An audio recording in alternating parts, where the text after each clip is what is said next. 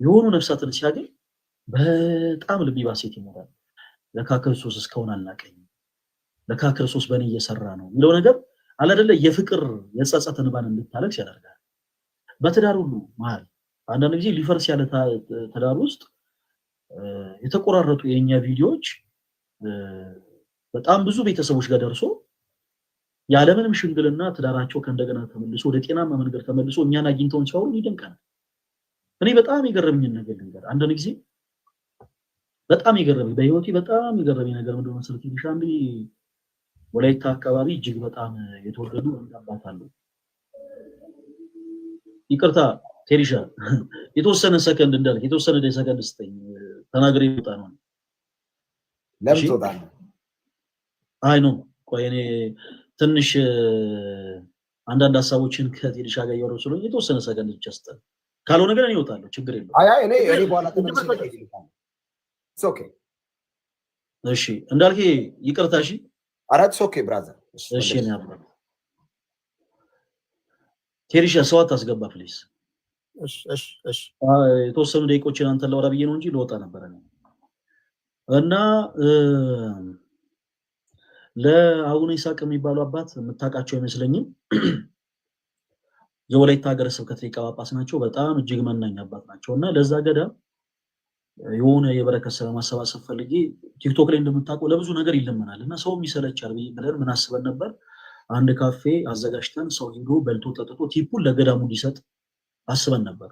እኛ ደግሞ አስተናጋጆች ሆነን ማለት ነው እዛ ካፌ እና እኛ ለመስተንግዶ እዛ ስንቆም ያው እግዚአብሔር ምስክር የዛን ዕለት ከአላማጣ ድረስ ተሳፍረው የመጡ ሰዎች ነበሩ።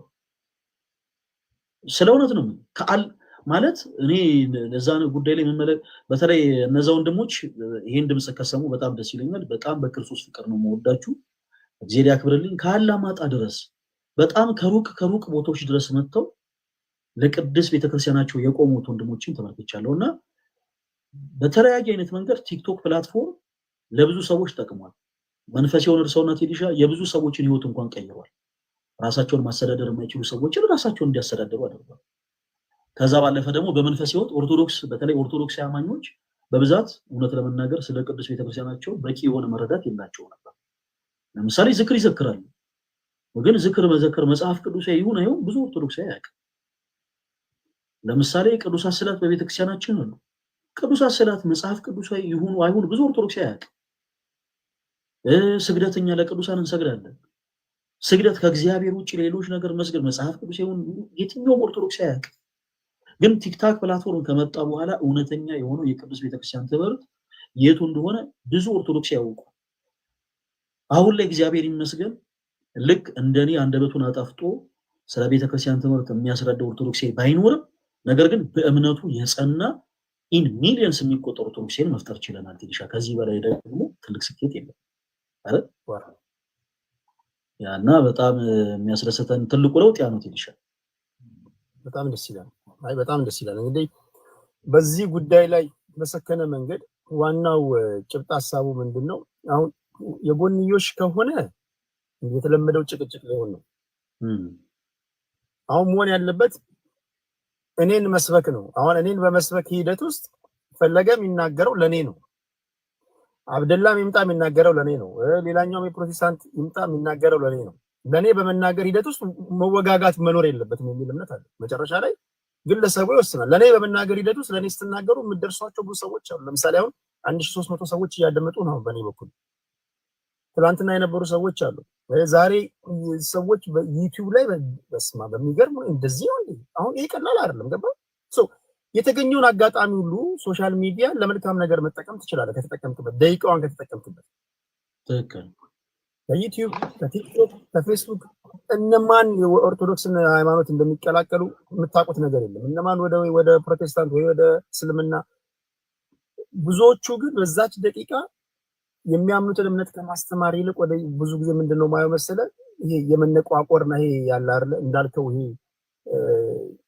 ከዛ ወደ ጭቅጭቅ ይሄዳል። ሰው ይሰለቸዋል፣ አሰልች ወደ ሆነ ነገር። ስለዚህ ከዚህ በኋላ በሚደረገው ነገር እንደዚህ አይነት ነገር ውስጥ በእንደዚህ አይነት ነገር በስሜት ወይም ደግሞ በሌላ አመለካከት ይዛችሁ የምትመጡ ሰዎች አይሆናችሁ። እኔም አንደኛ ፖለቲካ ነው ማወያየው፣ ፖለቲካ ሳወያይ በጥበብ ነው ማወያየው። እያንዳንዱ ሳይኮሎጂ አውቃለሁ። ካልሆነ ቀላል ሰዎች አይደሉም። እኔ ማወያያቸው ሰዎች በጣም ከባባድ ሰዎች ናቸው። ለመያዝ ለመገላገል አስቸጋሪ የሆኑ ሰዎች ናቸውና እኔ በዓለማዊ ህይወት ላይ ጥበበኛ ከሆንኩኝ በመንፈሳዊ ዓለም ላይ ደግሞ ያሉ ሰዎች ደግሞ ኢማጂን አድርጓቸው እና በተሰሟቸው ታተርፋላችሁ። ግን በንጹህ ህሊናችሁ ይሄ አስቀድማችሁ በተሞላችሁት ነገር ሳይሆን አእምሯችሁን ክፍት አድርጋችሁ ማን ምንድን ነው የሚለው የማን አስተምሮ። አሁን ትናንትና በጣም የሚገርም ጊዜ ነበር። መዝሙር ያሬድ በነበሩበት የእስልምና ልጆችም አሉ። እንደገና ደግሞ ኤፍሬም ባለ ጊዜው በጣም ብዙ ሰዎች ደውላችሁልኛል አይደል? የሚገርም ጊዜ ነበረ እያላችሁ ማለት ነው። ኢቨን ሌላ እምነት ውስጥ ያላችሁ ራሳቸው ዋው እኔ እንዲህ እንደሆነ አላውቅም ነበር ያሉኝ አሉ ብዙ ሰዎች አሉ። እነማን ስለማን ምን አሉ እሱ እንግዲህ ወደፊት እነግራቸዋለሁና ይሄን እንቀጥላለን ለማለት ያለው ይደገማል እያየን ማለት ነው። አረ በጣም አሪፍ ነው ቴዲሻ። አንተ ቀደም እንዳልከው አንተ በመታነሳቸው ሀሳቦች ላይ እኛ ላንተ ስንመልስ አንተም ቤት ሆኖ እኛም ጋር ሆኖ ሌላውን ተው ዛሬ ከላይ ውጪ ደግሞ ሪከርድ የተደረጉ ቪዲዮዎች ሲለቀቁ በዩቲዩብም ደግሞ የተለያዩ ቦታዎች ላይ ሪከርድ የተደረጉ ነገሮች ሲለቀቁ የሚማረው ሰው ያን ያክል ቀላል አይደለም እና አንተም በርታልን። በተለይ እውነትን ለማወቅ እውነትን ለመረዳት የምታደርገው ጥረት መልካም ነው። ማንም ሰው ምንም አይነት ህይወት ሊኖር ይችላል። ለምሳሌ ቴዲሻ ፖለቲካ ላይ ነው ያለው፣ ፈለገ አትናቴዎስ መንፈሳዊ አገልግሎት ላይ ያለው፣ ሌሎች ሰዎች የተለያየ አይነት የራሳቸው ፍላጎታቸውን እያሯሯጡ ነው ያሉት። ግን አንድ መርሳት የሌለብን ነገር ምንድነው? ኖረን የሁላችን ዓላማ ተስፋ የምናረጋት መንግስተ ሰማያትን መውረስ ነው። ማንም ሰው በዚች ሀገር ላይ ጠቅላይ ሚኒስትር ሆኖ የሚኖረው፣ ወታደር ሆኖ የሚኖረው፣ የቀን ስራ ሰርቶ የሚኖረው፣ በጣም ባለጸጋ ሆኖ የሚውለው፣ ደሃ ሆኖ የሚኖረው ሁሉም ተጭበርባሪውም ተጭበርባሪውም፣ ጨቋኙም ተጨቋኙም፣ ገዳዩም ተገዳዩም ሁሉም በዚህ ምድር ላይ የምንኖር ሁላችንም የሁላችን ዓላማ መሆን ያለበት ኖረን ተስፋ የምናረጋት መንግስተ ሰማያትን መውረስ ነው። ተስፋ የምናረጋት መንግስተ ሰማያትን ለመውረስ ደግሞ ምን አውቀናል፣ ምን ተረድተናል፣ በምን አይነት መንገድ እየሄድን ነው የሚለው ለነፍሳችን ደግሞ መጨነቅ ደግሞ እጅግ አግባብ ነው እና ቴዲሻ እንደውም በባለፈው ባነሳቸው ሀሳቦች ላይ በባለፈው ያንተንም አራሽ የተቀበልኩት ለዛ ነበር። አንድ ቀን እንዲህ የሆነ ታይም ወስደን ኦርቶዶክስ ቤተክርስቲያን ከመጽሐፍ ቅዱስ ውጪ የምታስተምራቸው ትምህርቶች አሉ ብለው የሚያምኑ ሰዎች አሉ። እንደምታውቀው ብዙ አይነት ሀሳቦችን ያነሳሉ እና አንተ እንዳነሳቸው ስለ መዝሙሮች ይነሳሉ፣ ኢቨን ስለ ስግደት ይነሳል። በጣም እንደውም ለብዙ ፕሮቴስታንቶች ሴንሲቲቭ ሆኖ የሚነሳው ስለ ስዕል፣ በእኛ ቤተክርስቲያን እንደምታውቀው ስዕላቶች አሉና በጣም ብዙ ሰዎች ኦርቶዶክስ ቤተክርስቲያን ውስጥ ጣዖት እንደሚመለክ አድርገው ስለሚስሉ ብዙ ፕሮቴስታንት አማኞች ኦርቶዶክስ ክርስቲያን የሆኑ ሰዎች ጣዖትን እንደሚያመልኩ አድርገው ይስላሉ እና እንደውም ስለነዛም በደንብ ብንወያይ መልካም ነው። ስለሁሉም ርዕስ ሳንመርጥ በደንብ አድርገን እናወራለን። ቴዲሻ በጣም ደስ የሚል ነገር ከኦርቶዶክስ በጣም ትላንትና እንዳልኳቸው አብረን ያየነው አንደኛው ማን ነበር ስሙ? ጥሩመን ማን ነበር ስሙ? በእናትህ አንደኛው እሱም በጣም መዝሙር ያሬድ ነው ነው መዝሙር አይደለም። ከመዝሙሩ ጋር የነበረው ማን ነው? እንጃ ምን አይነት ስም ነው ያለው አስታውሰኝ። ቆይ የነበራችሁ ስም ጻፉልኝ። ሰሙ ነው አብን ሐኪም አወቀው? እብን ሐኪም ኦኬ፣ እብን ሐኪም ኦኬ፣ እብን ሐኪም ነበር፣ ሰሙ ነበር፣ ከዛ መዝሙር ያሬድ ነበር። ምንድነው አሁን ይሄ ኢንትሮዳክተሪ ስቴጅ ላይ ነው ያለ ነው። መጀመሪያ መንገድ ላይ አሁን ለምሳሌ ሰው እየሄደ ለምሳሌ ሃይማኖት የሌለው ሰው እየሄደ አንተ ወዳለበት እምነት ይሄን ሰውዬ ልታመጣ ኦብቪየስሊ ይሄ ሰውዬ በአንተ አስተምሮ በአንተ ዶክትሪን መንግስተ ሰማይ አይወርስም። because ይሄ ሰውዬ እምነት የለውም። የሆነ ግን እምነት የሚያምነው ነገር ግን ያስፈልገዋል እና ያን ሰውዬ እንዴት ነው መጀመሪያ ስትጀምርለት ከምንድን ነው የምትጀምረው? አንዳንዱ ከምቾቱ ይጀምራል። እኔ ምን ያደርግልኛል ምቾት፣ ወደ ምቾት እንመጣለን። ዘልዬ ገብቼ ምን ተመችቶኝ ምናምን ፋፍቼ ምናምን እሱ አይደለም። ያን ደግሞ ጠብቄ መጥቼ ዲስአፖይንት ልሆን እችላለሁ። ግን ቤዚኩ ምንድነው? ምን ብላችሁ ነው የምትጀምሩት? መንገድ ላይ አንድ እንግዳ ብታገኙ ምንድነው የምትሉት? እንዴት ነው የምታስረዱት? አይደለም ቤዚክ አለ አይደል? እያንዳንዱ እኮ ትምህርት እኮ ኢንትሮዳክሽን አለው አይደል? መግቢያ አለው እና የዛ ላይ ነው ያለው። ከዛ ደግሞ አንዳንዱ ደግሞ ኢንትሮዳክሽኑን ይዘልና ወደ ሌላ ነገር ይገባል። አሁን እንዳልከው ወደ ስዕላቶች መናገር ይገባል፣ ወደ ምናምን ይገባል። አሁን ሰው ከዚህ ፋውንዴሽኑን ከዚህ ካልሰራህለት ኮንፊውዝድ ነው እና እዚህ ላይ ነው ያለነው። በሚቀጥለው ጊዜ በቴሌግራም እንዳልኳቸው አሳውቃቸዋለሁ። ቴዲ ሐዋሳ የቴሌግራም ቻናሌ ነው። ስመጣ አሁን ድህነት ላይ ስንግባባ አሁን እየገባኝ ነው። አብዛኞቻችሁ እየገባችሁ ነው። የኦርቶዶክስ አስተምህሮ እንዴት ነው የሚድኑት? ፕሮቴስታንት እንዴት ነው መዳን? እስልምና ጋር እንዴት ነው? ከዛ ግን ትላንትና አንድ ትንሽ ቻሌንጅ የሆነው በጥበብ ለማለት የሞከርኩት አሁን እስልምናዎች ኢየሱስ ክርስቶስ እያሉ ሲጠቀሙ ነበር። የክርስትና እምነት ተከታዮች ደግሞ ነው በቁርአናቸው ኢሳ ነው የሚለው። ስለዚህ ኢየሱስ ክርስቶስን ኢሳ እያሉ ነው እንጂ መናገር ያለባቸው ኢየሱስ ክርስቶስ ማለት የለባቸውም የሚል which is ኤክሴንስ የሚያደርግ ነገር ተናግረዋል። እና ይሄ ነገር እንዴት ነው የምታወው? ለምሳሌ አንድ የእስልምና እምነት ተከታይ ኢየሱስ እያለ ቢናገር ይጎረብጣል እንደ ክርስትና እንደ ኦርቶዶክስ እምነት ተከታይ? ያ አንድ ቻሌንጅ ነው ማለት እንዲህ አይነት ሁኔታ ላይ ምን አለ መሰለህ ቴዲ፣ ያው ኦርቶዶክሳዊም አይደለው እና ማላቀውን ነገር ብዙ መፈትፈት አልወድም። እስልምና ላይ ብዙ መረዳቱ የለኝም እውነት ለመናገር። በጣም በእስልምናው ዙሪያ በጣም ጥልቅ እውቀት ያላቸው በጣም ጸጋ የበዛላቸው ወንድሞች አሉ። ቀደም እንዳልኩ ቁጥራችን በጣም ወደ 20 ምናምን ነው እዚህ ቲክታክ ፕላትፎርም። ስሙ ቦዘር ያደርጋል። ለምሳሌ እሱን ልነግርህ ነው ከምን አንፃር እንደሆነ ልልህ ነው። የማላቃቸውን ነገሮች እኔ አሁን ለምሳሌ እንዲህ ነው ልል አልችልም። ለምሳሌ እኔ በጣም ረጅም ጊዜ በጣም ያጠናሁት በጣም ብዙ ውይይቶች ያደረጉት ፕሮቴስታንቲዝም ላይ ነው እና እስልምና ላይ እነዛ ሰዎች ከምን አንፃር እንደዛሉ እነዛ ሰዎች ተገኝተው ቢያብራሩት መልካም ነው። እንደኔ ግን ምሳሌ ልስጥ። ለምሳሌ ቴዲሻ በጣም ብዙ ኦርቶዶክስ የሆኑ አማኞች አንዳንድ ጊዜ ድምፁን ቀየር አድርገው ይሄ ኢየሱስ ምናምን የሚሉ ሰዎች ገጥሞት ያውቃሉ። ለምሳሌ ለነገሩ አንተ በደህና ጊዜ ተገላግለሃል፣ ወደ ውጭ ዓለም ወጥተሃል። አሁን እኛ ያለንበት ሀገር ላይ መንገዶች በጣም እየተቆፋፈሩ ነው እና በተቆፋፈሩ መንገዶች ላይ ደግሞ የሚረብሹ ድምጾች አሉ።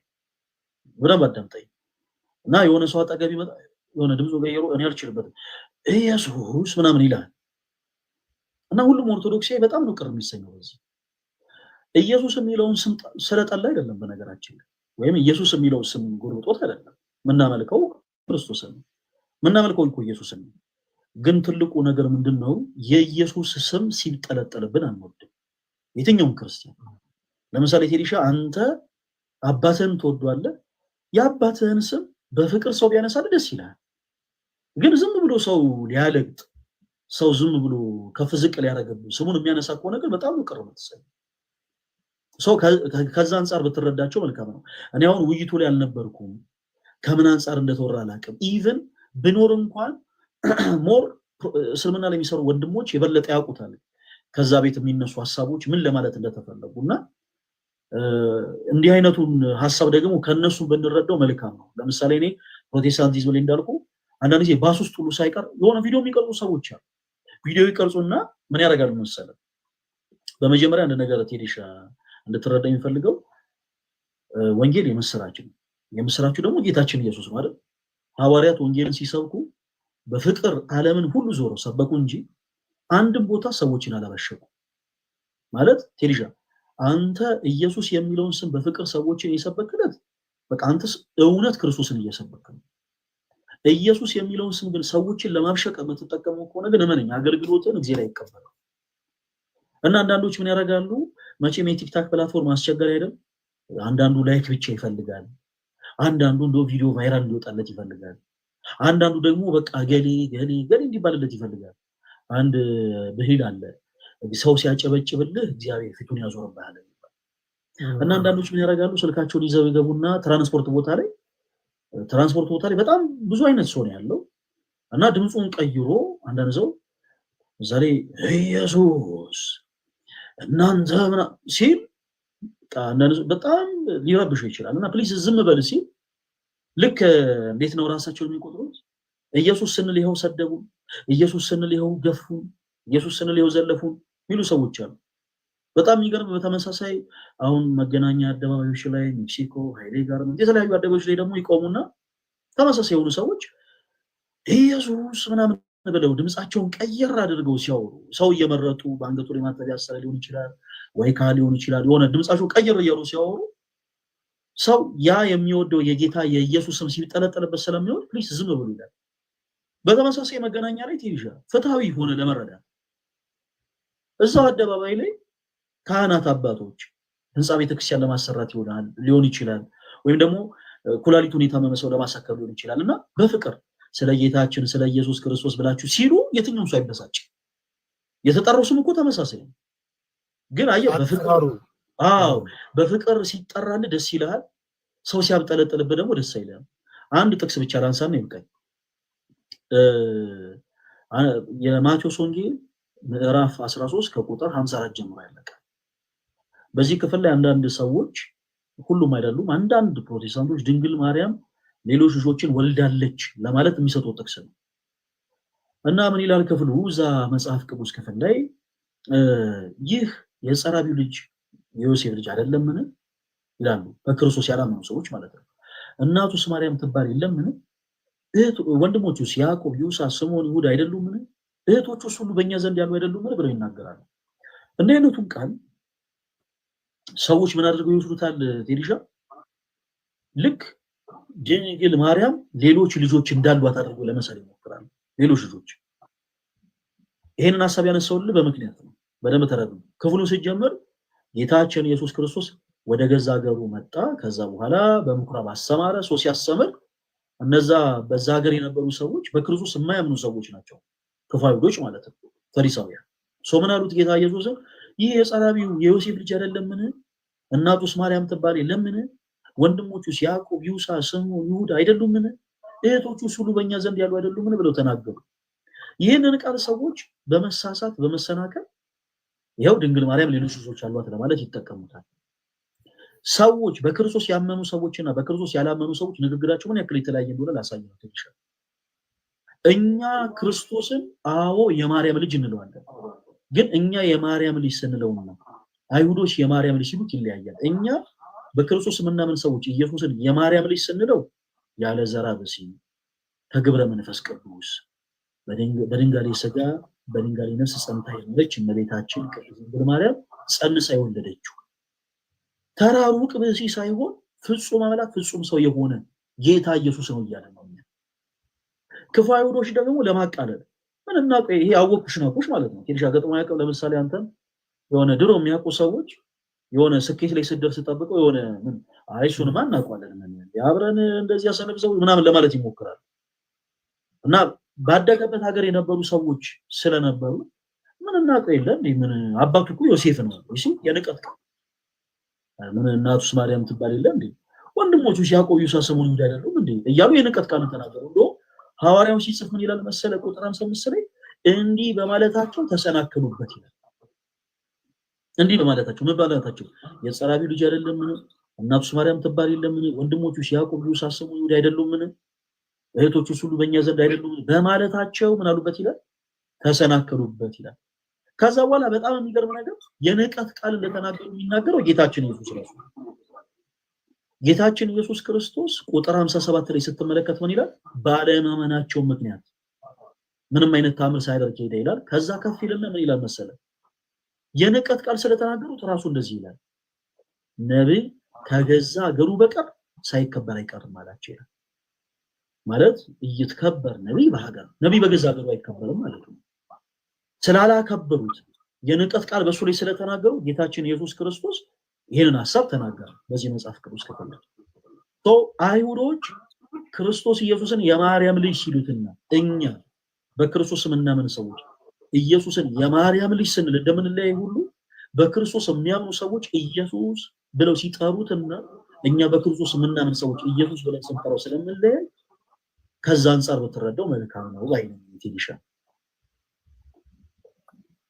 ቃለ ሕይወት ያሰማል። በጣም እኔ በጣም ነው የተመቻችሁ። በተለይ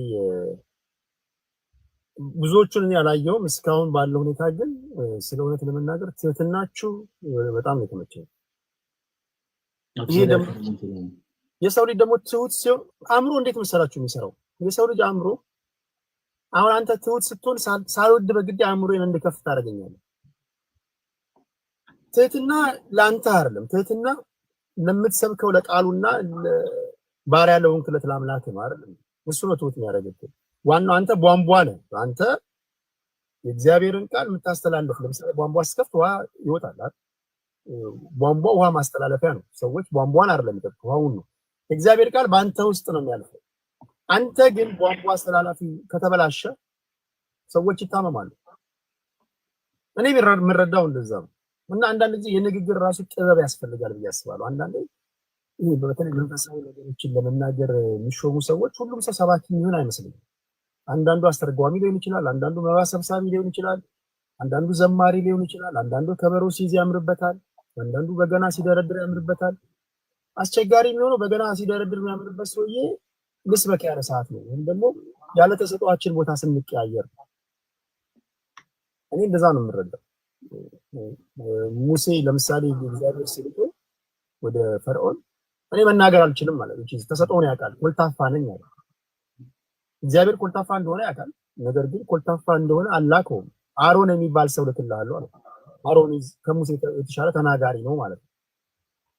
እና ትህትናችሁ በጣም ነው እውነት ስለ እውነት ለመናገርና መጨረሻ ላይ እንደዚህ የተማማርን እኔ ያስኩት ቀልድ አይደለም። መጨረሻ ላይ ግን ትክክለኛ አሁን እስካሁን ባለበት ሁኔታ ላይ እኔ ሃይማኖት የለኝም፣ ወደ ትክክለኛው ሃይማኖት ግን እመጣለሁ። አንዴ ዘደይ ይሄ ጊዜያዊ ዓለም ነው።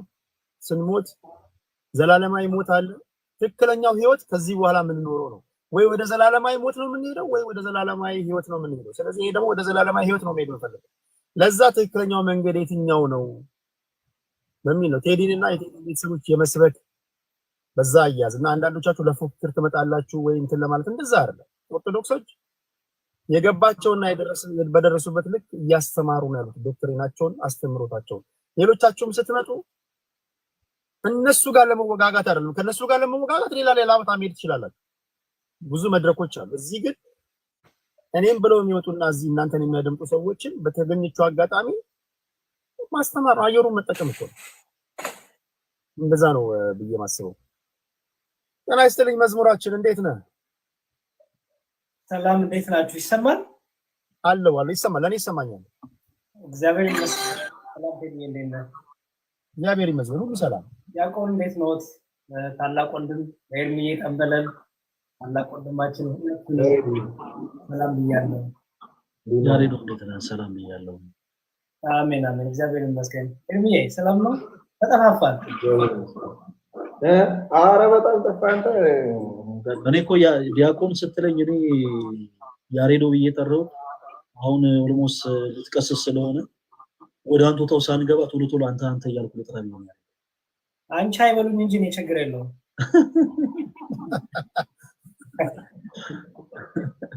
እንግዲህ እንዴት ነህ? እየበረታህ ነው? ሰላም ነው? እየበረታሁ ነው። ትናንት ማታ ያስተማራችሁኝን በተኛውበት ጋደም ባልኩበት ሜሞራይዝ እያደረኩ ነው። እንቀጥላለን የማታውን አይነት ፕሮግራም።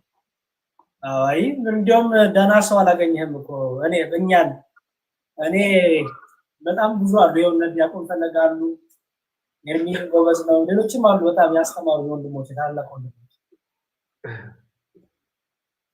እና ደህና ሰው ደግሞ የኔን አስተማሪዎች ብታገኛቸው ጥሩ ነበር። ትራስ ውስጥ ነው የገባሁት። ቲክቶክ የላቸውም፣ አካውንት የላቸውም። ይኸው ዲያቆን ፈለጋ አንደኛው ናቸው እና አኪራም እና ዮሐድ እና ዮብ እኔ የነሱ ተማሪ ነኝ። ትናንት እነሱ እንቅልፍ ይዟቸው ነው እንጂ።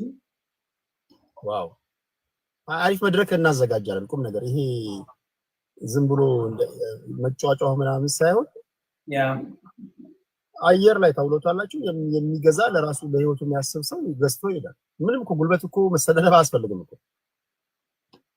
እውነት ነው። በጣም እንደዛ ነው።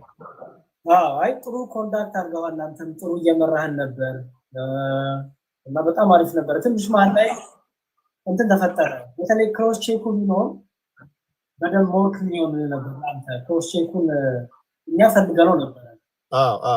ቻሌንጅ መደረግ አለበት። አንድ ሰው የሚናገረው ነገር እውነቱ ውሸት ክሮስ ቼክ መደረግ አለበት። ምክንያቱም ጊዜም እድሜም ሰጣችሁ ቁጭ ብላችሁ ውሸት ነግሬያችሁ መውጣት ቼክ መደረግ ነበረብን እና እሱ ቢደረግ ኖሮ አንደኛ ነገሮች ክሊር ይደረጋሉ። ሰውም ፋይናል የሆነ ነገር ስር ያለ ነገር ያገኛል። ኤኒዌይስ ግን ጥሩ ጊዜ ነበረ። ትንሽ ጭቅጭቁን ያልወድም ብዙ ጩኸት ጭቅጭቅ ምናምን ብዙ አልወድም እና በዛ ነው። ትክክል። አይ ይሄ የመጀመሪያ ቀን ስለሆነ የክርስቶስን የጎንዮሽ መጠያየቁን አስቤ ነበር፣ ግን በሚቀጥለው እንትን አልኩኝ። አንደኛ እኔም ሌላ ፕሮግራም ላይ ነበርኩኝና ከዛ እንደጨረስኩ ነው የገባሁት። በሚቀጥለው ምን እናደርጋለን መሰለህ? እኔ ያው ፖለቲካ ምናልባት ሳዋይ አይታችሁ ከሆነ ለእናንተ ማሳየው ባህሪ እንደ ፖለቲከኞች አይሆንም። ፖለቲከኞችን ይዘው በጥበብ ነው በተቻለ መጠን ፈጣሪ ጥበቡን ይስጠኝ እንጂ ቀላል ስብስብ አይደለም የሚሆነው። አሁን ኦርቶዶክስ ነው፣ እስልምና፣ ፕሮቴስታንት አንድ ላይ ማወያየት ማለት ከባድ ነው። የእናንተ ደግሞ እርዳታ ካልታከለበት አንዳንዱ በቃ ካላገዘ የሚሆን ነገር የለም። አላግዝም ደግሞ ካለ ቆራጥ የሆነ ውሳኔ መወሰን አለበት፣ ወደ ታች መውረድ አለበት። ዘን የተሻለ ሰው ይመጣል። አልመጣም የሚል ካለ ቁጭ ብሎ ይሰማል። እንደዛ ነው የምናደርገው። በሌላው አለመታዘዝ ወይ በሌላው መበጥበጥ ሰላማዊ ሰዎች መታወቅ የለባቸውም። ቢኮዝ እናንተ እያንዳንዱ ደቂቃ የሃይማኖት ሰዎች የውሳኔ ጊዜ ነው ብላችሁ ነው የምታስቡት እንጂ ለዝም ብላችሁ የምታባክኑት አይመስለኝም። ዛሬ በመኪና አደጋ ሊሞት ይችላል፣ ታንቆ ሊሞት ይችላል፣ ትንብሎት ሊሞት ይችላል። መወሰን አለበት በየደቂቃው ብዬ አስባለሁ። መቀለድ የለብንም። እኔ አይ ቲንክ ጥሩ አካሄድ የሚሆነው ብዬ የማስበው ለምሳሌ ኦርቶዶክሳውያን ብቻ ኮሚን ያለ ነው ወደ ሌሎቹ ቤተ እምነት ሳንገባ የእኛን ብቻ ማድረግ የእኛን ስትራክቸር የእኛን ቤት በደንብ መስበክ፣ ሙስሊሞች ከተጋበዙ ወደ መጽሐፍ ቅዱስ ሳይገቡ ወደ ክርስትናው ሳይገቡ ሙስሊምናው ማስተማር፣ ፕሮቴስታንቶች ከሆነ የራሳቸውን ትምህርት እንደዛ ሲሆን እያንዳንዳችን በቤታችን ያለውን ትምህርት ታገኘዋለን። ይመቻል ኮንቴንት ማለት ነው። አይ ደግሞ የሌላው ቤተ እምነቱ ባለሙያ ይነሳ ከተባለ የሚነሳበት የቤተ እምነት ባለቤት መኖር አለበት ሳይት ለማድረግ ማለት ነው። አለበዚያ ያ ሰው ሮንግ ነገር ተናግሮ ከሆነ ሳይታረም ያልቃል ማለት ነው። እና ለምሳሌ ሙስሊሞች ካሉ የሙስሊሞችን ብቻ እምነታቸውን ሐዲሱን ቁርአኑን ተፍሲሩን እያወጡ መቀጠል ይችላሉ። ክርስትና ውስጥ ግን እንግዲህ ከተገባ ግን ከክርስቲያኖችን ሰው ገብቶ እነሱን ቻሌንጅ ያደርጋቸው ይገባል። በዛ መልኩ ታደርጉት የት ነው? እኔ ሪኮመንድ ማድረግ የመጀመሪያው ስለ ኦርቶዶክስ ከሆነ ጥያቄዎችን ሰብስብና ኦርቶዶክስ ምንድን ናት የሚለውን እንዳለ መምህራኖች ተሰብስበው የኔም ማስተማሪዎች አሉ፣ ሌሎችም አሉ ታላላቅ ወንድሞች መጥተው ኦርቶዶክስ ላይ ያለ ጥያቄ ጠይቅ። ጴንጤን ሳናነሳ ሙስሊም ሳናነሳ አንድነት ራሱን ችሎ ጀርባ አጥንት ሆኖ ይገባል ብዬ አምናለሁ። ኮንፊደንስ ነው ያስተምር ይገባል። ስለዚህ እንደሱ እናደርጋለን ማለት ነው። ከዛ ደግሞ ለሴ ፕሮቴስታንቶች ሲጋብዙ ደግሞ አሁን ፕሮቴስታንቶች ሙሉ ወንጌል ኮን ሙሉ ወንጌልን መካነ ኢየሱስ የራሳቸውን ያስተምሩ፣ ሙስሊም ከሆኑ ደግሞ ሙስሊሞቹን እንደዚህ ያስተምሩ። ከዛ በኋላ ዋንስ አንተ ገባ በኋላ ላይ ስንሰባሰብ ልንሸውድ እንኳን ብሞክር የሆነ ነገር ታገኛለህ። ገባ አስቁመን ነው ይሄን አላነበብኩም ይሄን አላላችሁ ማለት ነው ካስተማር ትችላለህ። መጀመሪያ በዛ ሳይክል ቢሄድ ከዛ በኋላ ግን ደግሞ ሰብሰብ ተብሎ ቻሌንጅ መዳረግ የምንችልባቸው ቢፈጠሩ እኔ በጣም ጥሩ ይመስለኛል። የሚዋሽም ሰው ካለ ቼክ መደረግ ስላለበት ክሮስ ቼክ መደረግ አለበት። ትክክል። ይሄ እንትኑ መኖሩ አሪፍ ነው። ለምሳሌ እናንተ ሃይማኖት ውስጥ ያላችሁ ሃይማኖት ውስጥ ስለሆናችሁ ትተዋወቃላችሁና አሁን እኔ መጠየቅ በቴዲ ቦታ ቦን ይሄን ብጠይቀው የምትሉትን እናንተ እድል ማግኘት አለባችሁ። አሁን ችግሩ ምንድነው መሰለህ? ብዙ ጊዜ በፖለቲካውም ዓለም ያለ ነው ሰዎች በቀጥታ አይመልሱልህም። አሁን የሆነ ነገር የስ ኦር ኖ ኩዌሽን ከጠየቀው ጥያቄ ሁሉ እስኪጠፋ ድረስ በጣም የሚያረዝሙ አሉና እንደዛ ይሆናል። አንደኛ ሰዓት ይሄድባል፣ ሁለተኛ አድማጮች በጉጉት እየጠበቁ ምላሹን ለመስማት ባሉበት ሁኔታ አዳፍኖ የሚሄዱ አሉ እና ምጥን ባለች መንገድ የመመለስ ነገር ዘንድ ፍርዱን የምንሰጠው እዚህ ወይም ደግሞ እኔ ሳለው ወይ እናንተ ሳትሆኑ ፍርዱን ለአድማጭ ተመልካች መጥተው ከኛ በላይ መምህራኖች አሉ፣ ታላላቆቻችን አሉ፣ የሃይማኖት አባቶች አሉ ዘንድ ጠይቀህ ማለት ምን እንደጠየቅ ህዝቡ ያውቃል፣ ምን እንደመለሰ ያውቃል። ልክ ነው ልክ አይደለም ካልከው ወደ ጉንጭ አልፋ ክርክሮችና ወደ ሌላ እንትን መሄድ ነው የሚሆነውና እንደዚህ አይነት ነገሮችን እንጠቀማለሁ ብዬ ተስፋ አድርጋለሁ። አሪፍ አይ ቲንክ ትናንት እሱ ችግርም አይተን ነበረ።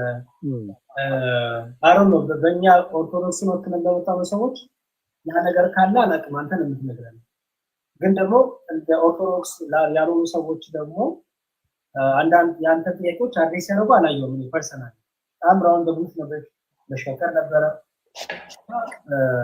እንዳልኩ በቃ አሁን ክሮስ ቼክ መደረግ ጥቅሙ ይሄ ነው።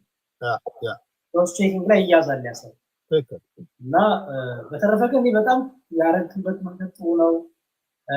በጣም ጥሩ ጊዜ ነበረ። እንትን የሆነስ በጣም አንተን አመስግነናል በየቤታችን ሜቢ ከኛ የእውቀት ማነስ ኖሮ እንደ ቤተክርስቲያኑ ሁሉ ፕሬዘንት ማድረግ ባንችልም አቅማችንን ሞክረናል። ግን እንዳልኩ ከኛ የተሻሉ ታላላቅ ወንድሞች ዲያቆን ፈለገ፣ ዲያቆን ዘማሪያም፣ አኬ እነ ዮሐዲ በጣም እነ ዮማይማው ልጆች አሉና ደስ የሚለው ነገር እስልምናውንም ያጠሏሉ። አሁን እኔ ፕሮቴስታንቱ ላይ እስልምናው ላይ ነው ኮምፓራቲቭ ሪሊጅን ማገረግ ትናንት ለዚህ ማለት ነው ውሸት ነው ምን ነው ኢሳይያስ አይደለም ነው አላህ እግዚአብሔር ነው ስለነበረው ወደጃ አይደለም። ምክንያቱም በቃ መጽሐፎቹ ከለዩት እኛ ማንን ድርቅ ብላ እንደራቸው መጽሐፎቻችን ቢገለጡ እኮ ነው ፊት ለፊት ተቀምጧል። ልዩነት መጽሐፉ መመሪያችን ሆኖ አንደበታችን ለምን ይናገራል ይሄ እና እነዚህ ኮምፓራቲቭ ሪሊጅን ለሚሰሩ በጣም ብዙ ልጆች አሉ። አባቶችም ወንድሞችም አሉ፣ ታላላቅ ወንድሞች ከኔ በተሻለ ቢናገሩ ጊዜ ሊያገኙ ብዙ ሊያስተምሩ የሚችሉ እና እነሱ ያለ ሆፕፉሊ አንተ የህይወትን ፍለጋ ታገኛለህ ብዬ አምናለሁ። እርግጠኛ ነኝ እየቀለድክ አይመስለኝም። እዚህ ሚዲያ ላይ እንደምንቀጥለው አንዳንድ ሰዎች ሲፈልጉ የሆነ ማሊያ ውልቅ አድርገው የሆነ ልብስ ለብሰው እንዳይመጡ፣ የሆነ ጊዜ ደግሞ አሁንም ወለቅ አድርገው ሌላ ልብስ ለብሰው እንዳይመጡ። እነሱ ናቸው ግን ልብሳቸው ነው የሚለያየው ይቀያየራል እና ቶናቸው ይቀያየራል። በለበሱት ልክ ቶናቸው፣ ወሬያቸው፣ ተረፈዛቸው ይቀያየራል። እንደዛ አትመስልም። ሳይ ሲሪየስ ነህ ለህይወትህ ነው የምታዳምጠው እና በጣም እንደው ሁሉሽንም አጥረፍቴንም ማባረው ስትል ኦኬ በቃ እንግዲህ የታውቃቸው የታ መሰያልኩ ነበር እና ሲሪየስነት አሪፍ ነው ማለት ነው እና በደንብ አድርገህ የህይወትን ስንቅ ሰልቀህ ከዛ ቶሎ ልትወስን ፐርሰናሊ ኮመንድ አደርጋለሁ። ለምን ብዙ ሰዎች በይስራት አንቀላፋ አይነሱም ነው ሚስቱን ስሙ ደናደሪ ብሎ ማታ ጠዋት ላይ የማይነሳ ባል ሞቷል፣ በዛም ያንቀላፋ ሚስትም እንደዛ እየሞትን ነው ይሄና ከዚህ ያለችን መጽሐፍ ቅዱስ መዳንከን አሁን ነው እሱ የተወደረሰ በጣም ነው ከዛሬ ነው። ከዛ በኋላ ትጋት ነው ትጋት። እኛ በኦርቶዶክስ ይሄ ዳተኝነት ስንፍና በቃ አልቆላ ጸድቃል በቃ ቻው ምናምን ከዛ ፈንጠዝያ የለም ነው በል መስቀል ያዝ ተሸከም ቀጥል መጋደሉ ቀጥል ከስጋና ከደም ጋር ውጊያል ከአጋንንቶች ጋር ከርኩሳ መናፍስት ጋር ከራስ ስሜት ከስጋይ ስሜት ጋር ሁሌም መጋደል ነውና በጣም ጥሩ አጋጣሚ ነው ያምናሉ። ለአንተ መጽሐፍ ቅዱስ አንድ ነገርና ወንድሞቼ እናገሩ ሌላ መሰለ ጌታ ስለዳግም ምጽአት ሲናገር ይህ የመንግስት ወንጌል ሰው ሁሉ ሳይሰማው የጌታ መምጣት ነው የሚለው ገባ። በቃ ይሄ ወንጌል በአንድም ሆነ በሌላ ኦኬ ኤግዛምፕል ልስጥ። ቲክቶክ አካውንት ስከፍት ኤዲኤ አላውቅም ስንት ጊዜ እንደሆነ ተከፈተ እንደ ትናንቱ አይነት ውይይት አደርጋለሁ ብለህ አስበሃል? አላሰብክም። እኔ ትናንት አንተን አገኛለሁ ብዬ አላስብም። በፍጹም አስበሃል? ምንም አላስብም። የሚገርም ግን እግዚአብሔር ይፈልጋል ነፍሳትን። ታይም ጉዳይ ነው። በ9 ሰዓትም እና በ1 ሰዓትም እና በ12 ሰዓትም ይፈልጋል። እንኳን ለማድረግ ይቅርና ባይገርም ፖለቲከኞች እንኳን በስህተት ሃይማኖት አይነት የሚያውቁኝ ያውቃሉ። ሰው ስለሚያውቅ ሃይማኖታዊ ነክ ነገር እንኳን ባረፍተ ነገራቸው ሲያስገቡ አስቆማቸዋል። ያ በፍጹም አስበላል። እሱ ነው ማለት you don't know አሁን ይሄ ታይም የትናንቱ ቀን ለምን በህይወት ላይ እንደመጣ አታቆም። እየቆየ ነው ግን የሚገባ ለባሰው እግዚአብሔር ሰዎች ምክንያት እንዳያገኙ በነገሮች ሁሉ ቃሉን ያሰማል። ባስ እየጠበቅ ቃሉን ትሰማለህ። ቲክቶክ ከፍተው ሳታሰው ቃሉን ትሰማለህ። እኔ ጋር ወደ 300 ምናምን ሰው አለ። እናንተ ጋርም በዚህ ሰዓት ቃል እግዚአብሔር እሰማለሁ ብሎ ሲያስብ ሰው እየሰማ ነው። እና ይሄ ለምንድን ነው? በቃ እግዚአብሔር ይሰበስበናል። ከመሳሰው ፊት ግን ንስሐ እንድንገባ ይፈልጋል፣ እንድንመለስ ይፈልጋል።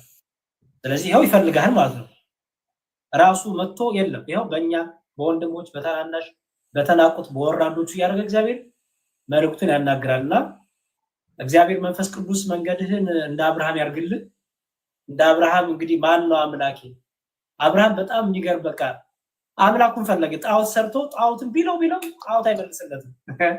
ያየዋል አይመልስም፣ አፉን ያዋል አያወራም፣ አይኑን ያዋል አያየውም፣ እያነሳ ያስቀምጠዋል። እና በጣም በቃ ኮንፊውዝ ሆነ አብርሃም። አይ አምላክ አይደለም ማለት ደግሞ ኃይለኛ ንፋስ ተነሳና ንፋሱ ሲያየልበት ንፋስ ነው ማለት አምላክ ያለ ንፋሱን ደግሞ ጸጥ አለ። ከዛ ደግሞ ኃይለኛ ጨለማ መጣ። በቃ ጨለማ ነው ማለት ነው ኃይለኛ ሲል ጨለማም ደግሞ በብርሃን ተተካ።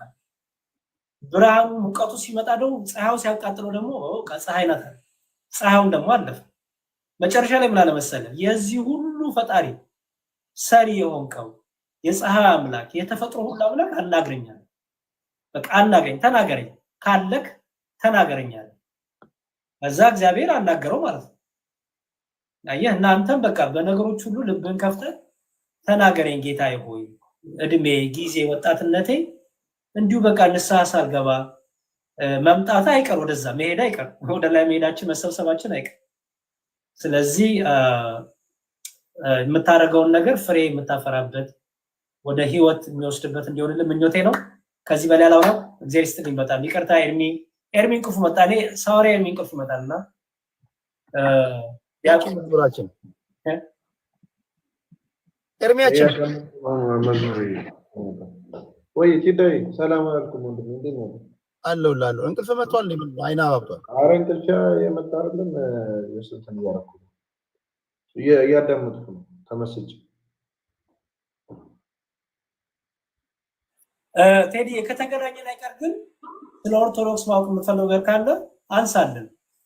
ኤኒቲንግ ምክንያቱም ጥሩ አጋጣሚ ነው። ኤኒቲንግ ትናንታውን ስለ መዝሙር ስለ ስግደት ነገሮች ሰምቻለሁ። ኔክስት ታይም ላይ ቀጥላ ያልካቸው ግን ከተገና መቼም ከኛ ጋር ስለ ፖለቲካ አታወራም። ስለዚህ ስለ ገበያ ዋጋ አናወራም።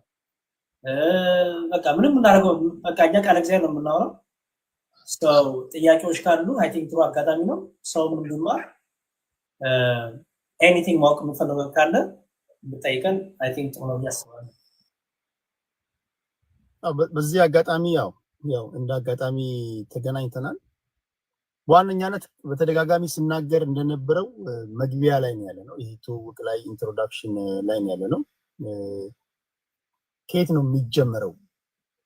ለምሳሌ እናንተ ኦርቶዶክስ ስትሆኑ እርግጠኛ ነኝ አንብባችሁ አይታችሁ ቀጥተኛና ትክክለኛ ነው። ልክ እንደ ስያሜው ኦርቶዶክስ ቀጥተኛ ሃይማኖት ነው ማለት ነው። ትክክለኛ ኦርቶዶክስ እምነት ቀጥተኛና ትክክለኛ ነው።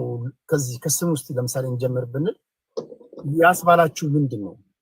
ቀጥተኛና ትክክለኛ ስትሉ ከናንተ ከቆማችሁበት እምነት አንፃር ቀጥተኛ ያልሆነ እምነት አለ ማለት ነው አይደል? እኔ አሁን ይሄ መንገድ የኔ ቀጥተኛ ነው ካልኩኝ በጠማማ መንገድ ይሄዳሉ ማለት ነውና እናንተ ቀጥተኛ ያላችሁት በምንድን ነው? ከዚህ እንጀምር እና ልክ ይሄን ካብራራችሁ ከጨረስ ይሄ አይ ነው ይሄ በጣም ሰፊ ርዕስ ነው። ከዛ በኋላ ደግሞ በሚቀጥለው ደግሞ ሌሎች ወንድሞች ባሉበት እናወራለን። ጠልቄ ብዙ አልጠይቃችሁም። አሁን ግን ከዚህ እንጀምር። ኦርቶዶክስ ቀጥተኛ ሃይማኖት ቀጥተኛ እምነት ያላችሁበት ምንድን ነው? ዲያቆን ፈለገ ታላቅ ወንድም እሳቸው ይቀጥሉ።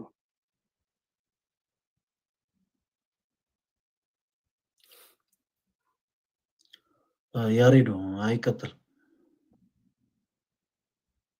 እሺ ቀጥሎ ከዲያቆን ፈለገ ታላቅነታቸውን ስለቀደበቁ ኤርሚዬ ቀጥልና ከዛ ቀጥላለሁ። እኔና ኤርሚ ላጤዎች ነን፣ አላገባ ነው ያገባ ሰው ነው መቅደም ያለበት። ያሬዶ አይ ሲጀመር ነው ያሳባተ በእድሜ ታናሹ ይጀምር። በእድሜ ታናሹ ማለት ነው። ለምን ይዋሻል? ዜዲ የማይሆን ሀሳብ ነው ያነሳው። ላይቡ ከሚበተን በቀደሙ ጥያቄ ያሬዶ ሀሳብ ቢቀጥል ጥሩ ነው። እሺ ቶሎ ጊዜ እንጠቀም። እሺ እግዚአብሔር መንፈስ ቅዱስ ማስተዋል ጥበብ ይግለጥልን ለሁላችንም።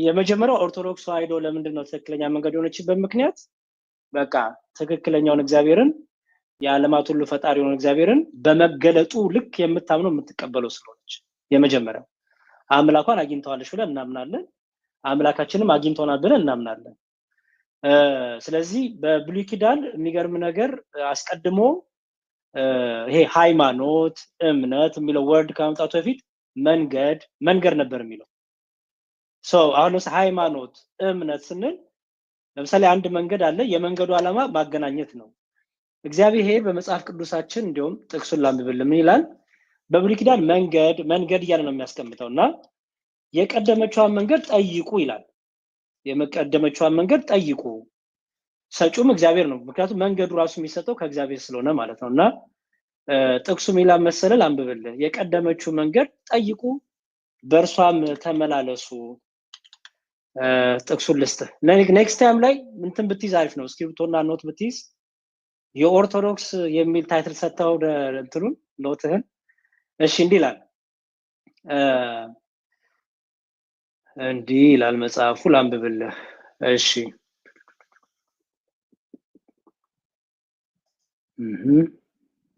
በትንቢተ ኤርሚያስ ምዕራፍ 5 ቁጥር 1 ላይ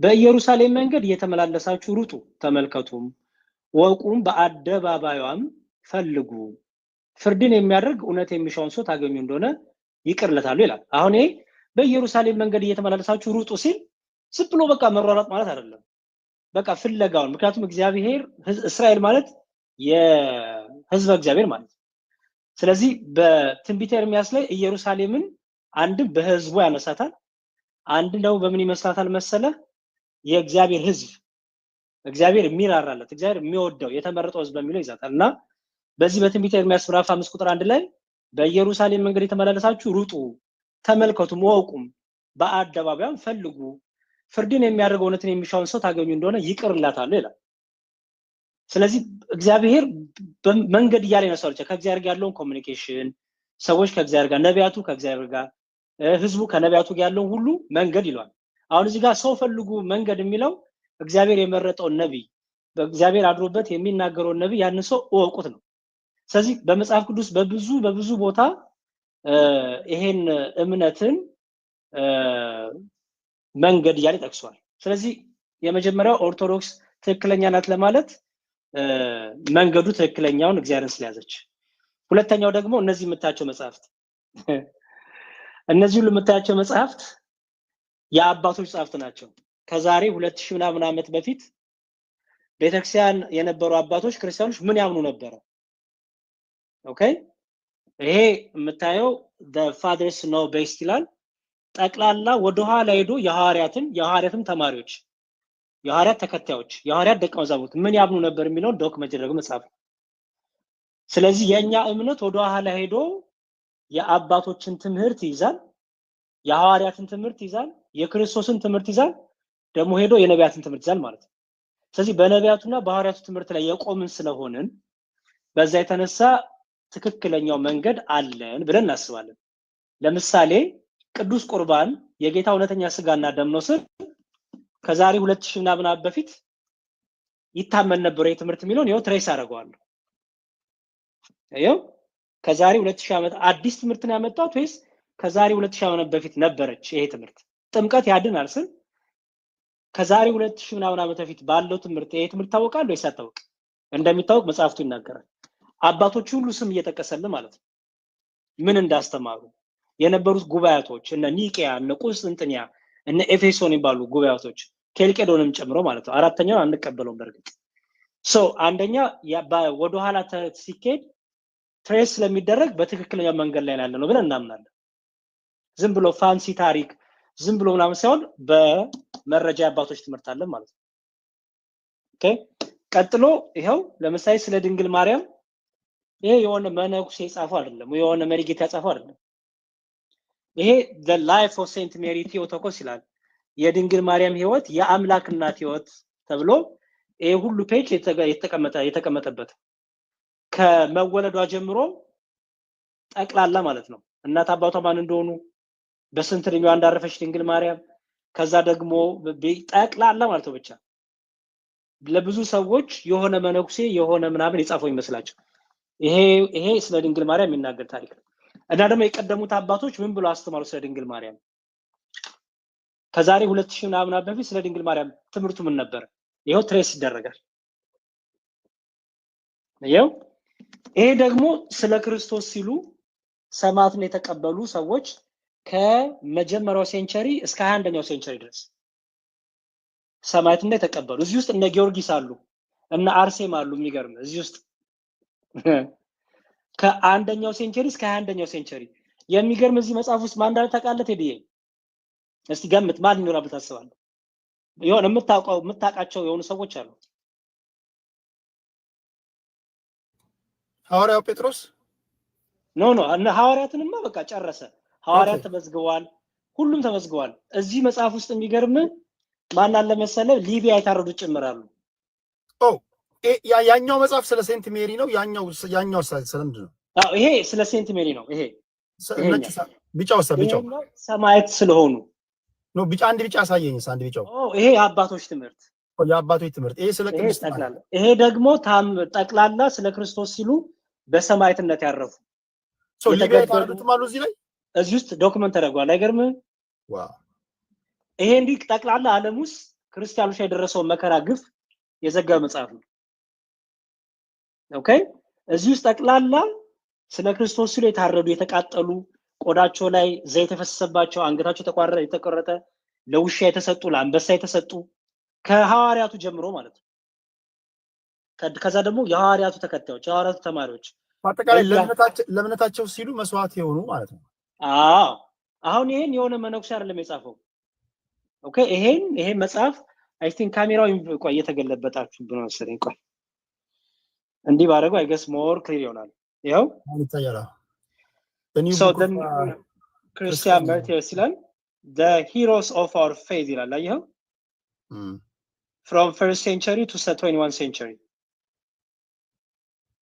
እዚህ ውስጥ ጠቅላላ ሰማዕታት አሉ። በምን ሰማዕት እንደሆኑ፣ ማን እንደገደላቸው፣ ምን መከራ እንደተቀበሉ።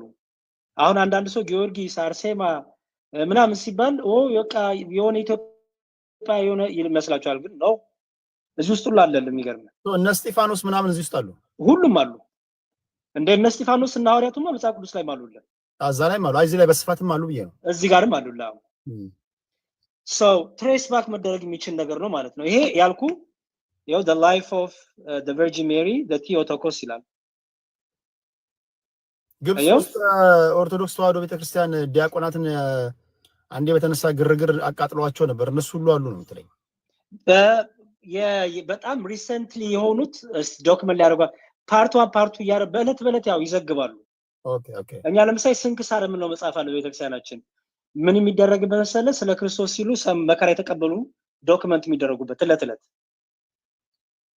ቤተክርስቲያን ታስቀምጣለች። ምክንያቱም ለልጆቿ ይሄው ለክርስቶስ ፍቅር ሲባል ልጆቿ ይሄ ተሰውያ ታስቀምጣለች።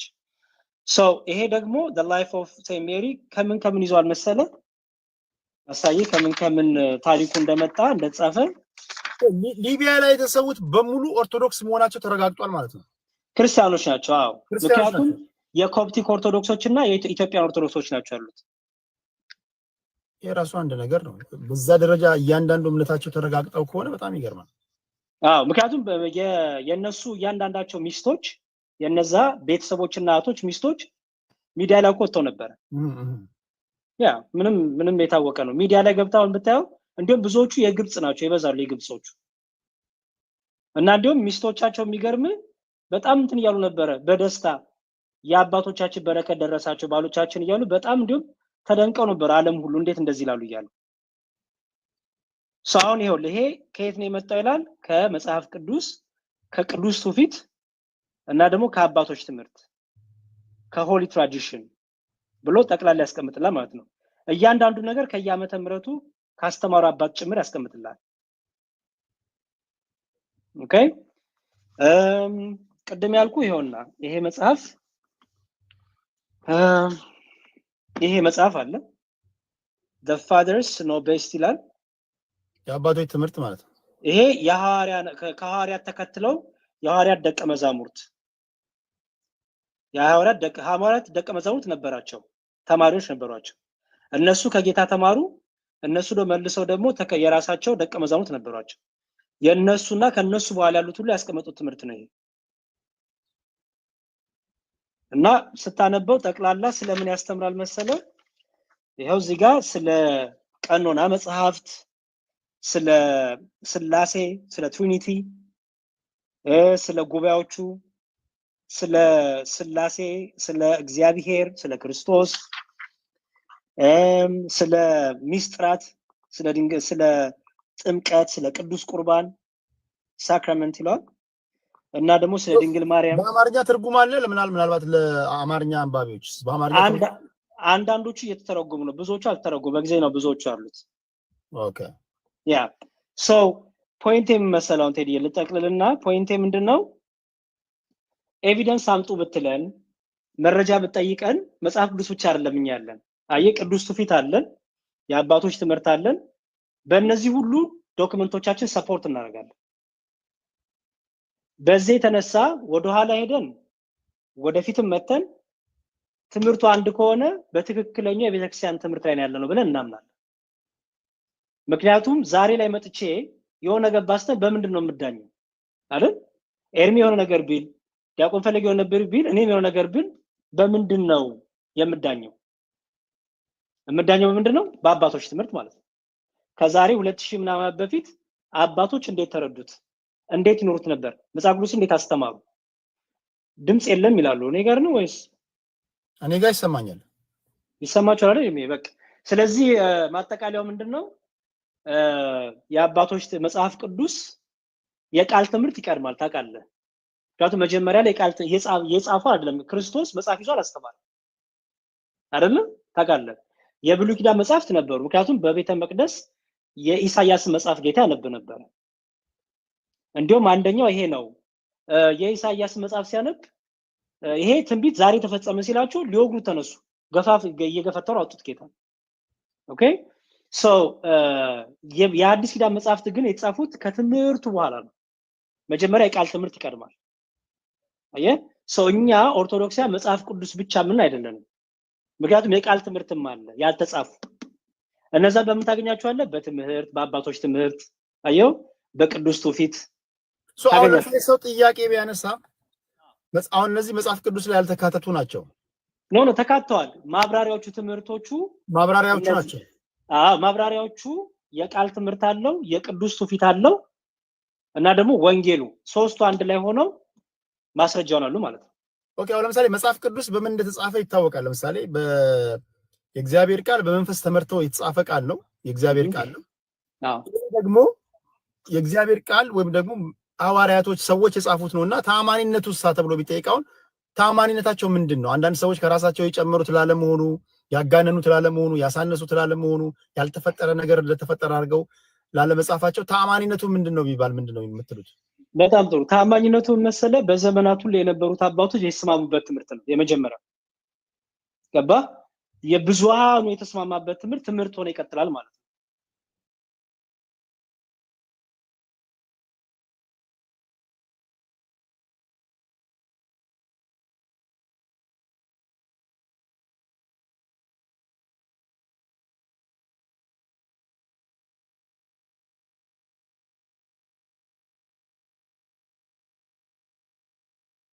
ትምህርት መጣ።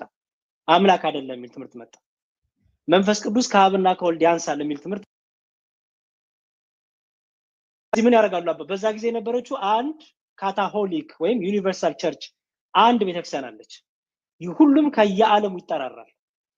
ከዛ በኋላ ይጠራሩና ያን ትምህርት ይገመገማል፣ ይከራከራሉ። ያንን ሰው አዲሱን ትምህርት ያዳምጡታል። ከዛ በኋላ ትምህርቱ ይረታል ማለት ነው በትክክለኛ ትምህርት ገባት ሄደው። ስለዚህ አሁን የመጀመሪያው ሁሉም አባቶች ተሰብስበው ያመኑበት ያጸደቁት ትምህርት መሆኑ አንድ።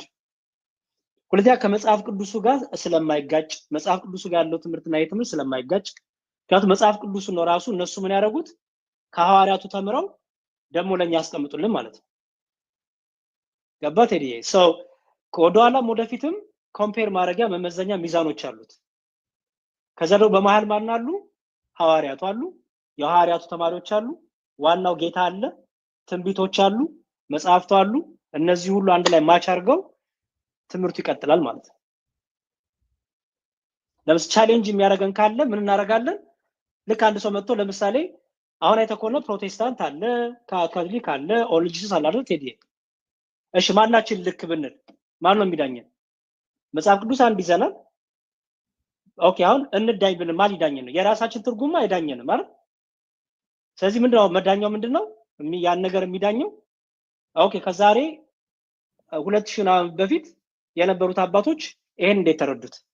መጽሐፍ ቅዱስን ምን ብለው አስተማሩት አይደል? ምክንያቱም ወደ እነሱ ስትሄድ ለሐዋርያቱ የቀረቡ ናቸው።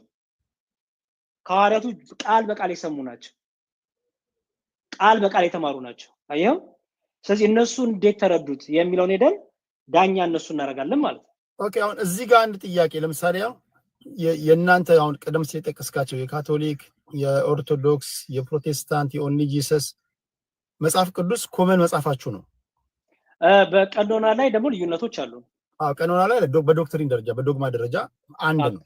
ቀኖና ስልህ የመጽሐፍ ቅዱሱ ብዛት ላይ ራሱ ልዩነት አለ። የእናንተ 81 ነው አይደል? 81 ነው 81 ማለት ነው። ኦኬ ዞሮ ተስማም መጽሐፍ ቅዱስ የጋራ እንትናችሁ ነው። እንትናችሁ ነው። መጽሐፍ ቅዱስ ሁላችንም እንይዛለን። ቴንክ ዩ። ተጨማሪ ነገር አሁን ለማስረዳት አሁን ካንተ ወገን የተጻፉ መጽሐፍቶችን ካመጣ ሌሎቹ ባንተ ወገን ሰዎች በተጻፉ እንዴት ሊዳኙ ይችላሉ?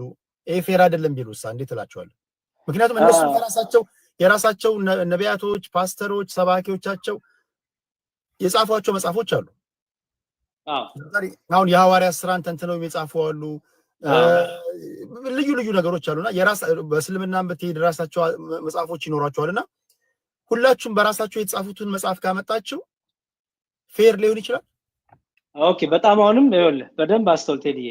አመጣን መጽሐፍ ቅዱሳችን አይደለም? ከዛ መጽሐፍ ቅዱሳችን ስንት ልክ ስናብራራ ተለያየን አይደል? እንዲህ ብሎ ያብራራል ሰው ማን ነው ተብሎ ይጠይቃል። ቀጥሏል ነው ማለት ነው አይደል? አሁን አንተ ያብራራውን ትምህርት አንተ ይሄን ዲፋይን ያረክበትን ትምህርት ማን ነው ከዛሬ 2000 ዓመት በፊት ሐዋርያት ተናግረውታል። የሐዋርያት ተማሪዎች ይሄን ደግመውታል። ከየት ነው ያመጣው? ምንጭ ምንድነው ይባላል ማለት ነው። አይደለም? ምንጭ ይታይና ወደ ኋላ ተከዶ ምንጭ የተቀዳበት ምንጭ መነሻ ኤቪደንስ ካለ በኤቪደንስ አንተ ያው ትክክለኛው አንተ ትሆናለህ ማለት ነው። ምክንያቱም በኋላ መጥቶ አዲስ ትምህርት የሚያስተምር ካለ ያቺ 2000 ዓመት ሙሉ አንዲቷ ቤተክርስቲያን ተሳሳታለች እንዴ? አትሳሳትም። ስለዚህ ሁለታችን መጣና መዳኛችን የሚሆነው የአባቶች ትምህርት ይሆናል ማለት ነው። ፍቹ ይሆናል ማለት ነው የሚዳኘን። ለምሳሌ ኢየሱስ ክርስቶስ ምን አለ? ከኔ አብ ይበልጣል አለ። ምሳሌ ነው የሚሰጥ። በዮሐንስ ወንጌል ላይ ክርስቶስ ምን አለ? ከኔ አብ ይበልጣል አለ።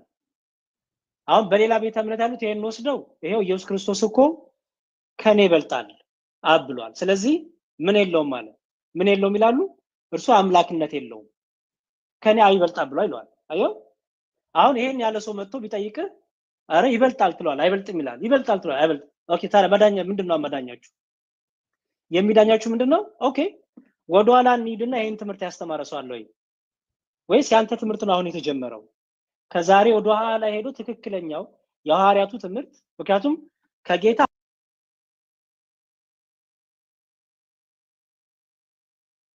ሐዋርያቱ ተቀበሉ አይደል ቴዲ?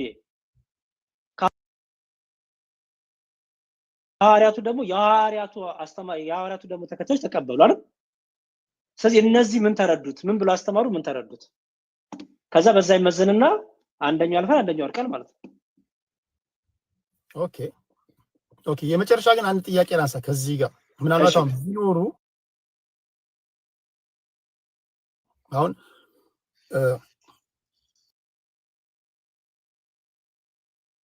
ሶስት አይነት ሰዎች አሉ እኔ በገባኝና በተረዳሁት ልክ። የመጀመሪያዎቹ ስትነግራቸው ቶሎ የሚይዙ ናቸው። ልክ አሁን ኢየሱስ ክርስቶስ ዘር ሊዘራ ወጣ፣ አንደኛው ጭንጫ ላይ፣ አንደኛው ሜዳ ላይ፣ አንደኛው ሾህ ላይ እንደሚለው እያለ እንደሚያስተምረው ማለት ነው። አሁን ሁሉም ሰው ቃሉ አንድ ቢሆንም የመረዳት ሌቭሉ ግን አንድ አይደለም። ለምሳሌ በመዝሙርና በፈለገ መካከል ልዩነቶች አሉ። ምንም እንኳን ዶግማቸው አንድ ቢሆንም የምትከተሉት ቀኖና አንድ ቢሆንም ነገሮችን የምታስተምሩበት ቃላት አጣጣላችሁ፣ ምሳሌ አጠቃቀማችሁ ምናምን ይለያያል። አንከራከር በእናንተ ጉዳይ ላይ አናምንም ቢሉ ለምሳሌ መጽሐፍ ቅዱስ በምሳሌዎች በሚስጥሮች የተሞላ መጽሐፍ ነው። ተረዳኝ? ለምሳሌ ጌታ ሲያስተምር በምሳሌ ያስተምር ነበር። ዘርዘይ ሊዘራው አጣላልክም ቅድም? ኦኬ፣ አንዱ በጭንጫ መሬት፣ አንዱ በእሾሃማ፣ አንዱ በአለት፣ አንዱ በመንገድ ዳር ወደቀ ያላል። ኦኬ፣ ይሄ ሊፈታ ይገባል። ትሩ አይደለ? አያው ልክ እሱ ይፈታል ማለት ነው። ምሳሌዎቹ ላይ ወይም ትርጓሜዎቹ ላይ ወይም ሚስጥራቶቹ ላይ the whole agreement ምክንያቱም ቤተክርስቲያን አንዲት ናት ብያለሁ። አባቶች የተስማሙበት ትምህርት የቱ ነው የሚለው ይወሰዳል ማለት ነው። ገባ? ብንከራከር ኦኬ አባቶች እንዴት ተረዱት? ምክንያቱም መጽሐፍ ቅዱስ ማንም ለገዛ ፍቃዱ እንዲተረጉም አልተፈቀደለትም ተብሏል። ገባ? መንፈስ ቅዱስ ያስተረጎማቸው መንፈስ ቅዱስ ያስረዳቸውን አባቶቻችን አቀበሉ። የኔ መረዳት የሚባል ነገር የለም። አሁን ከዚህ በኋላ የኛን የኦርቶዶክስን አቋም ነው የምነግር። አሁን ዲያቆን ፈለገ ወይም ኤርሚ የኔ መረዳት ብላ አይጀምሩ። የቤተክርስቲያኔ መረዳት ነው የሚሉት። ለምን? ምን አለ? ቼኑ አለ፣ ሰንሰለቱ አለ፣ ቅብብሎሹ አለ። ገባ? ቅብብሎሽ ስላለ ከጌታ ሐዋርያት፣ ከሐዋርያቱ የሐዋርያቱ ደግሞ ተማሪዎች እያለ ደግሞ እኛ ጋር ደረሰ ማለት ነው። ስለዚህ ቅብብሎሹን የጠበቀ ትርጉም፣ ቅብብሎሹን የጠበቀ ቤተክርስቲያን ያረዳድ ያስፈልጋል ማለት ነው። እኛ አሁን ብትጠይቀን ቤተክርስቲያኔ እንዳለችኝ ቤተክርስቲያኔ እንደነገረችኝ እንጂ እኔ እንደተገለጠልኝ እኔ እንደገባኝ ብለን አልነግርህም። እንደዛ ከሆነማ የየግላችን ምን ሊሆን ነው መሰለ? ኢንተርፕሪቴሽን ሊሆን ነው። መጽሐፍ ቅዱስ ማንንም ሰው በግሉ እንዲተረጉም ደግሞ አልተፈቀደለትም። በሐዋርያት ሥራ ምዕራፍ 8 ላይ አንድ ታሪክ አለ። የኢትዮጵያ ጃንደረባ ሲባል ሰምተህ ታውቃለህ?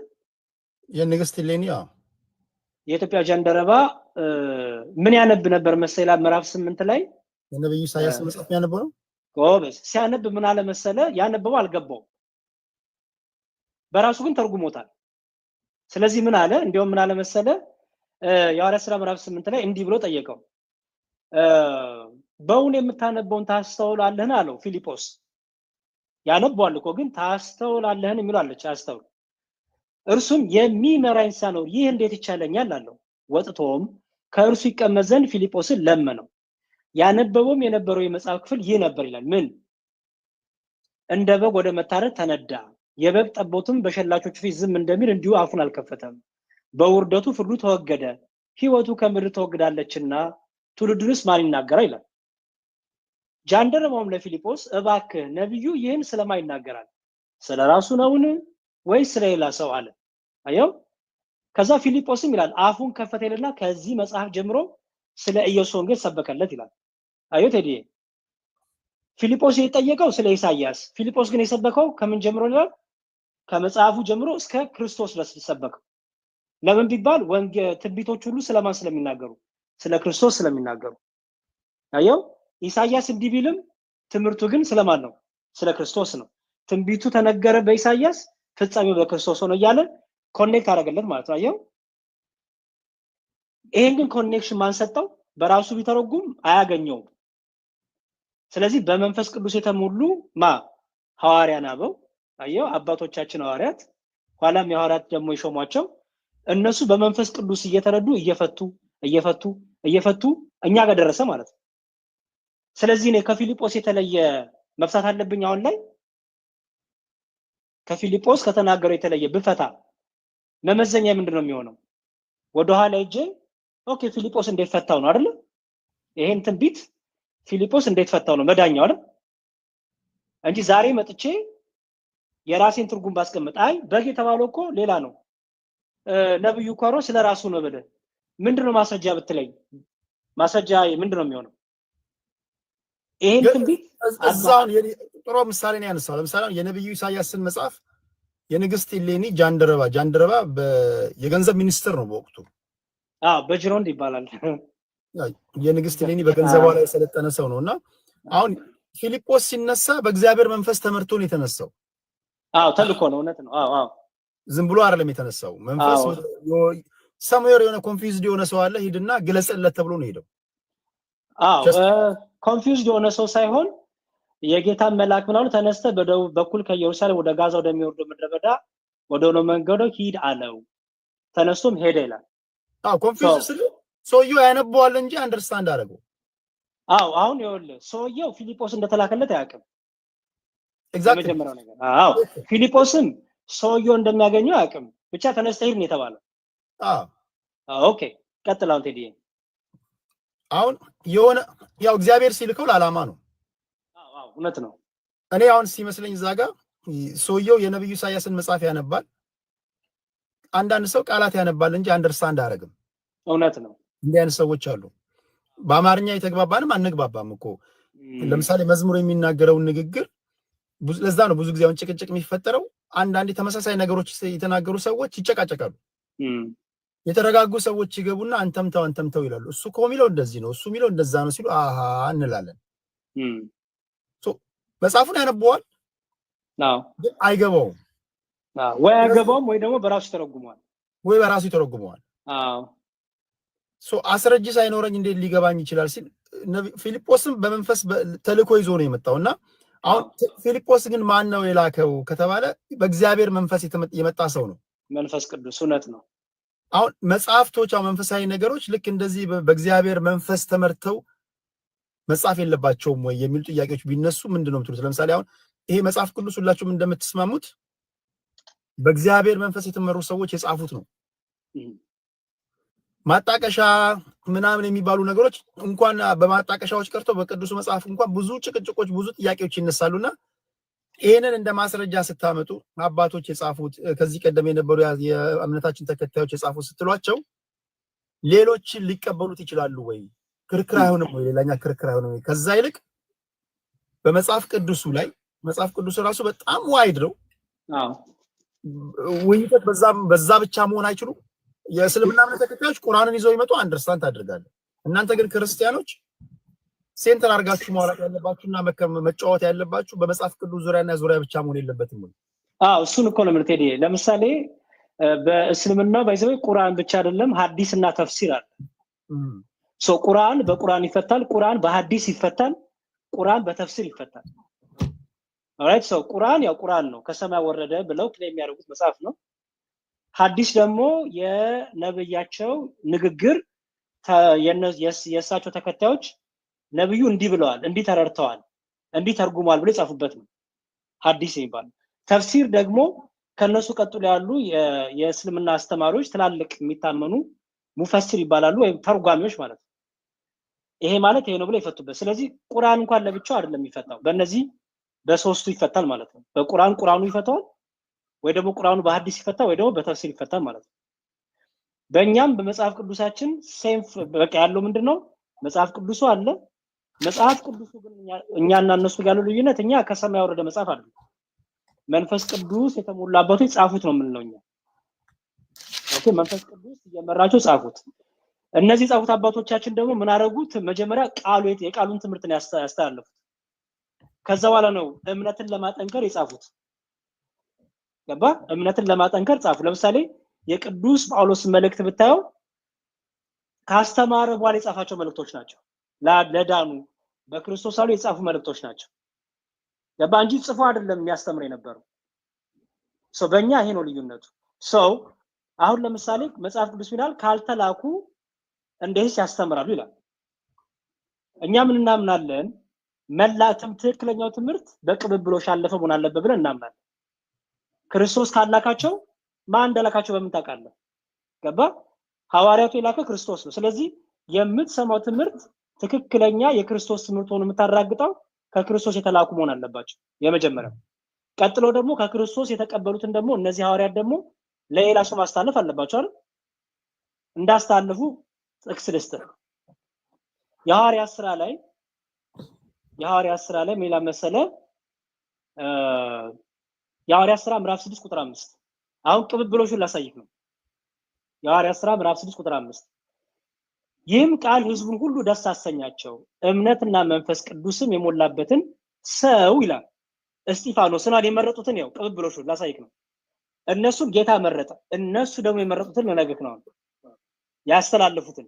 ለማ አንደኛ እስጢፋኖስ እስጢፋኖስ ማለት የተወገረው ማለት ነው። በድንጋይ ተወግሮ ነው። አዎ የመረጡት ግን ማን ናቸው? ሐዋርያት። እስጢፋኖስ ተነስቶ እኔ እኮ የጌታ ተከታይ ነኝ ብቻ አላለም። አይችልም። ገባ? በሐዋርያቱ የሚመረጥ ሐዋርያቱን የሚተካ ያስፈልጋል። ስለዚህ የሐዋርያቱ መራጭ ጌታ ደግሞ ሐዋርያቱን እረኛ አድርጎ ሾመ። ምን እንዲያደርጉ? እንዲመርጡ፣ እነሱ ነው ተተኪ እንዲመርጡ። ቅብብሎሽ ምን ላይ ነው? ማማ እንደመረጡ ልንገርህ። አንደኛ እስጢፋኖስ፣ ሁለተኛ ፊሊጶስ፣ ሶስተኛ ጰርኮርሶሮም፣ ኔቄራኖም፣ ጢሞናንም፣ ጴርሜናንም ይሁዲነትም ገብቶ የነበረው የአንጾኪያውን ኒቃሎስን መረጡ ይላል። አየው፣ እነዚህን ሁሉ መረጡ ለአገልግሎት ማለት ነው። አሁን እነዚህ ደግሞ ወጥቶ አስተማሩ ማለት ነው። አየህ፣ ስለዚህ ምን አለ ማለት ነው ቴዲዬ? ቼኑ አለ፣ ሰንሰለቱ አለ፣ ቅብብሎሽ አለ ማለት ነው አይደል? ገባ አይደል ቴዲ? በጣም ጥሩ። ስለዚህ ቅብብሎሽ ውስጥ ያላለፈ ትምህርት አንቀበልባቸው ማለት ነው። ስለዚህ ቅብብሎሽ መኖር አለባቸው ነው የምትሉት? በቃ አዎ፣ ምክንያቱም ዳኛው እሱ ነው የሚሆነው። እኔ ተነስቼ ከግሌ የሆነ ነገር ባስተምርስ በምንድን ነው የምትመዝነኝ? ቅብብሎሹ እንዴት ተረዳው ነው መመዘኛችን አይደል? ምክንያቱም ትክክለኛው ትምህርት እሱ ነው የሚለው። በሐዋርያትና በነቢያት ትምህርት ቆማቸዋል፣ ታንጻቸዋል ነው የሚለው። ትክክለኛውን የሐዋርያቱን ትምህርት ወደ ኋላ ሄደ ማግኘት አለብን። ቅብብሎሹ ነው የሚዳኘን በቃ እንጂ መጽሐፍ ቅዱሱን አሁን በጣም በደስታ እንወያያለን በመጽሐፍ ቅዱስ። ግን የሆነ ፍቺ ባመጣ ፍቹ ማን ነው የፈታው? ከግልክ ነው ከኪስክ ነው ወይስ ቅብብሎች ውስጥ ያለ ፍቺ ነው የሚለው ይታያል ማለት ነው። ኦኬ፣ እነዛ አባቶችሳ በእግዚአብሔር መንፈስ ተመርተው ስለመጻፋቸው ማስረጃው ምንድነው? በጣም ጥሩ። እኔ ብቻ ከመልስ ደግሞ ዲያቆን ፈለገም ይሳተፉ እንዳይተኙብን። ዲያቆን ፈለገ ቀጥሉ ደግሞ። ያው እናንተ ጋር ቀን ስለሆነ ነው ምናልባት የበረታችሁትና እኔ የሆኑ ነገሮችን ልበልና ረፍት ላድርግ። ያሬዶ በጣም ቃሉትን ያሰማልን፣ እናመሰግናለን። ቴዲሻ የአሁኑን ጥያቄ ከመመለስ በፊት ግን ቅድም ላነሳው ጥያቄ አንድ ብቻ መልስ ልመልስ። ኦርቶዶክስ ተዋህዶ የምትባሉት ለምንድን ነው ለሚለው ጥያቄ ማለት ነው። ኦርቶዶክስ ማለት የግሪክ ቃል ነው። ከሁለት የግሪክ ቃል የተወሰደ ነው። ኦርቶና ዶክስ ከሚል ማለት ነው። ተርጓሚው ብዙ ያውቀዋል። ቀጥተኛ መንገድ ማለት ነው። እና ይሄ የሰው እንዴት ቤተክርስቲያን ሊኖራት ቻለ ከተባለ አንድ ማወቅ ያለብን ትልቁ እውነት ምንድን ነው? ጌታችን ኢየሱስ ክርስቶስ እኔ መንገድም እውነትም ብርሃንም እኔ ነኝ ብሎ ስለራሱ ለተናገረ ወደዚህ ብርሃን ወደ ሆነው እውነት ወደ ሆነው መንገድ ወደ ሆነው ክርስቶስ በቀጥታ የምታደርስ በቀጥታ የምትወስድ እውነተኛ ስምሮ ያላት ቤተ ክርስቲያን which means ክርስቶስ በደሙ የመሰረታት የክርስቶስ ኢየሱስ ሙሽራ ስለሆነች ቀጥተኛ መንገድ ተብላ ትጠራለች። ወደ ምን የምትወስድ? ወደ ክርስቶስ። ቀደም እንዳልነው የሁሉም ሰው ፍላጎት ኖሮ ተሰም ያረጋትን መንግስተ ሰማያት መውረስ ነው። ከዛ አንፃር ቀጥተኛ መንገድ ተብላለች። ቀጥተኛ ያልሆኑ መንገዶች አሉ። ያው አሉ። ለምሳሌ በማቴዎስ ወንጌል ምዕራፍ 16 ከቁጥር 13 ላይ በፊልጶስ ቂሳሪያ ጌታችን መድኃኒታችን ኢየሱስ ክርስቶስ ሐዋርያቱን ሰብስቦ አንድ ጥያቄ ጠየቃቸው። ኢየሱስ ማን ነው ብሎ ማለት ነው። በጣም በሚደንቅ ሁኔታ ዛሬም ድረስ ትውልድ ሁሉ ይህን ጥያቄ ይጠይቃል። ማን ነው ኢየሱስ? ኢየሱስ ማን ነው ይላል። ይህንን ጥያቄ ለመጀመሪያ ጊዜ የጠየቀው የቃላት ሁሉ ባለቤት ራሱ ጌታችን ኢየሱስ ክርስቶስ ነው። እና ጌታችን ኢየሱስ ሐዋርያትን ጠየቃቸው። ሰዎች እኔን ማን ይሉኛል አላቸው። እና ሐዋርያት ሰዎች ሲሉ የሰሙትን በአጠቃላይ ነገሩት። አንዳንዶች ኤልያስ፣ አንዳንዶች ዮሐንስ፣ አንዳንዶች ደግሞ ኤርሚያስ ነው ይሉሃል፣ አንዳንዶች ደግሞ ከነቢያት አንዱ ነው ይሉሃል። ይሄ አየ ቀጥተኛ ያልሆነ ነገር አለ ማለት ነው። ስለ ክርስቶስ ሰዎች በትክክለኛው መንፈስ ያልተረዱት ቀጥተኛ ያልሆነ ነገር አለ። እና ሐዋርያት ሰዎች ስለ ኢየሱስ ሲያወሩ የሰሙትን ነገር በአጠቃላይ ለጌታ ለኢየሱስ ነገሩት። ከዛ ጌታችን እነሱን ደግሞ ጠየቃቸው። እናንተስ ደግሞ እኔን ማን ትሉኛላችሁ አላቸው። በዚህ ጊዜ ጴጥሮስ አንተ ውእቱ ክርስቶስ ወልደ እግዚአብሔር ሕያው አለው። አንተ ክርስቶስ የሕያው የእግዚአብሔር ልጅ ነህ አለው። አየህ፣ ጴጥሮስ የተናገረው ቃልና ሰዎች ስለ ኢየሱስ ይሉት የነበረው ቃል ይለያያል። ስለዚህ ኦርቶዶክስ ተብላ የምትጠራው ቀጥተኛ መንገድ ተብላ የምትጠራው ለዛ ነው። ምክንያቱም እንደሚታወቀው ኢየሱስ የሚሉ ግን የጌቶች ጌታ የንጉሶች ንጉስ የአምላኮች አምላክ የሆነውን ኢየሱስን የማይጠሩ ኢየሱስ እያሉ ስም የሚጠሩ ነገር ግን በግብር ግን ሪል ክርስቶስ ኢየሱስን የማያውቁ ኢየሱስ ኢየሱስ ኢየሱስ የሚሉ ነገር ግን ኢየሱስ ክርስቶስን ከሶስቱ ቅዱስ አንዱ ቅዱስ እንደሆነ የሚዘነጉ ብዙ ሰነፎች አሉ። ስለዚህ ከነዛ ሁሉ የሚያጠራት ይችን የክርስቶስ ኢየሱስ ሙሽራ የሆነች ቤተክርስቲያን ይሄ ስሟ ነው፣ ይሄ ትምህርቷ ነው። አንተ ውእቱ ክርስቶስ ወለ እግዚአብሔር ሕያው፣ አንተ ክርስቶስ የሕያው የእግዚአብሔር ልጅ ነው የሚለው። እናም ጌታችን ኢየሱስ ክርስቶስ ጴጥሮስን ንዑድ ክቡር ነው ያለው። ከዛ በኋላ ይሄ ንዑድ የሚያስብል ክቡር የሚያስብል ትምህርት ነው ማለት ነው። ይሄንን ቃል የሚመሰክር በአጠቃላይ ንዑድ ነው፣ ክቡር ነው። ከዛ ውጭ ግን የተለያዩ ሀሳቦችን የሚናገሩ ሰዎች በአጠቃላይ ከእውነት የራቁ ናቸው። ስለዚህ ቀጥተኛ መንገድ የምንለው በፖለቲካ እኛ ራሳችን ተሰብስበን አጽድቀን ሳይሆን በቅዱሳን አባቶቻችን ርትዕት የሆነው አስተምህሮ እውነተኛ የሆነው መንገድ ለብዙዎች እውን ይሆን ዘንድ ኦርቶዶክስ ተዋህዶ ቤተክርስቲያን ተብላ ቤተክርስቲያናችን ትጠራለች። እና አሁን በጣም አሪፍ የሆነ ሐሳብ አንስተሃል። እናንተም ኦርቶዶክስ የሆናችሁ ሰዎች ስለ ኢየሱስ ክርስቶስ ስለ ሌሎች ትምህርቶች መጽሐፍ ቅዱሳችን ይዛችሁ ብትናገሩ፣ ሌሎችም ሰዎች ደግሞ ሌላ የሆነ ሐሳብን ቢናገሩ እንዴት ነው መለየት የሚቻለው የሚል ሐሳብን ተነግራለህ። በጣም በነገራችን ላይ በጣም ሁሉም ሰው ሊያስበው የሚገባ ሐሳብ ነው። ይሄን ብቻ ብዬ ላብቃ፣ እኔም ስለደከመኝ። ይህ የምታየው መጽሐፍ ቅዱሳችን ነው። እውነተኛ የሆነ የእግዚአብሔር እስትንፋስ ያለበት መጽሐፍ ቅዱስ ነው። ይሄ እውነተኛ የእግዚአብሔር እስትንፋስ ተብሎ ይጠራል። የእግዚአብሔር ቃል። በዚህ ቃል ላይ ደግሞ ሰዎች አዲሽናል በሆነ መልኩ ሰው ሰራሽ ትምህርቶችን ይጨምራሉ። ሰው ሰራሽ ትምህርቶችን እና ስህተት የሆነውን ትምህርት በምን ማወቅ ይቻላል? ቴሪሻ ከፍሬው። በነገራችን ላይ የማንንም ሰዎች ገዛ መጠየቅ አይኖርም። ነገሮችን አብዝቶ ጠያቂ የሆነ ሰው ኦርቶዶክስ ይሆናል ይባላል በአባባል ነው። ቴሪሻ አሁን ፖለቲካ ለመስራት ሳይሆን አብዝቶ ግን ጠያቂ የሚሆን ሰው ልክ እንደዚህ ይሆናል። ምክንያታዊ በሆነ መልኩ ለምሳሌ ኦርቶዶክስ የሆኑ ሰዎች ለምንድን ነው እንዲህ የሚሉት? ኦኬ ፕሮቴስታንት የሆኑ ሰዎች ስለምንድን ነው እንዲህ የሚሉት የሚለውን ነገር በጥንቃቄ ሰዎች ከጠየቁ ስለ እውነት ነው ማለት እውነተኛ የሆነውን ቤት ያገኙታል። አንዳንድ ለወዳቸው ያደሩ መተዳደሪያቸው ዩቲዩብ የሆኑ ሰዎች ስለ እውነት ስሜቴ የሆነው እኔ በቅርቡ አንድ ቅርብ ጊዜ አወቅኩት ሰው አለ፣ ስሙን አላውቀውም። በአንድ ጊዜ ሙስሊምም ፕሮቴስታንትም ኦርቶዶክስም ሆኗል። በጣም የሚገርመው ደምሳሽን ቀድሞ ፍቅር ሲዝምን ቀድሞ ነብይ ሁሉ ሆኖ ያውቃል። በጣም የሚገርመው ሁኔታ ስሜታ የሆነ ሰው ምክንያት የሆነው የማይጓዝ ሰው እንዲሁ ሲኳትን ይኖራል። በዘፍጥረት ምዕራፍ 4 ከቁጥር 12 ላይ እግዚአብሔር ለቃየል የተናገረው ቃል ዛሬም ድረስ በብዙዎች ይፈጸማል። ምንድን ነበር ያለው ለቃየል? በምድር ላይ ተቅበዝባዥ ትሆናለህ ያለው። ሰው ስሜታዊነት የሚያጠቃቸው በምድር ላይ ሲቀዘበዙ የሚኖሩ ሰዎች አሉ። ሰው ስሜታዊነት ኢየሱስ ክርስቶስን ሲፈልጉ ጓደኛቸው፣ ሲፈልጉ የሥራ ባልደረባቸው፣ ሲፈልጉ የሆነ ነገራቸው ማድረግ የሚፈልጉ ሰዎች አሉ። እውነተኛው ትምህርት የቱ ነው? በመጽሐፍ ቅዱስ ማስረጃነት በእውነተኛው ፍሬ መለየት ይቻላል። ምሳሌ ልስጥ። በዚህ መጽሐፍ ቅዱስ ላይ ለምሳሌ ትንቢተ ኢሳይያስ ምዕራፍ 7 ከቁጥር 14 ላይ ያለን ቃል አንሳና ምሳሌ ብቻ ልስጣችሁ፣ በደንብ አዳምጡ። በትንቢተ ኢሳይያስ ምዕራፍ 7 ከቁጥር 14 ላይ ነብዩ ኢሳይያስ በትንቢት ቃል የተናገረውን ነገር እንመለከታለን። እነሆ ጌታ ራሱ ምልክት ይሰጣችኋል፣ ድንግል ትጸንሳለች፣ ወንድ ልጅም ትወልዳለች፣ ስሙንም አማኑኤል ብላ ትጠራዋለች ይላል። ነብዩ ኢሳይያስ በትንቢት ቃል እየተናገረላት ያለችው ሴት ማነች ከተባለ መልሱ ምንድነው? ማነች? ለምሳሌ ቴሪሻ ነብዩ ኢሳይያስ በትንቢት ቃል የተናገረላት እነሆ ጌታ ራሱ ምልክት ይሰጣችኋል፣ ድንግል ትጸንሳለች ብሎ ድንግል ብሎ ይጠራል፣ ወንድ ልጅም ትወልዳለች፣ ከዛስ ስሙንም አማኑኤል ብላ ትጠራዋለች ብሎ የተናገረላት ይህች ሴት ማነች ቴሪሻ? ማርያም ነች እንበልና ለምሳሌ ማርያም ነች ስትል አንዳንዶች ላለማመን ፈልገው አይ ይባል ነገር የለም ማስረጃ አምጣ ቢሉ መጽሐፍ ቅዱስ ራሱ ይመሰክራል።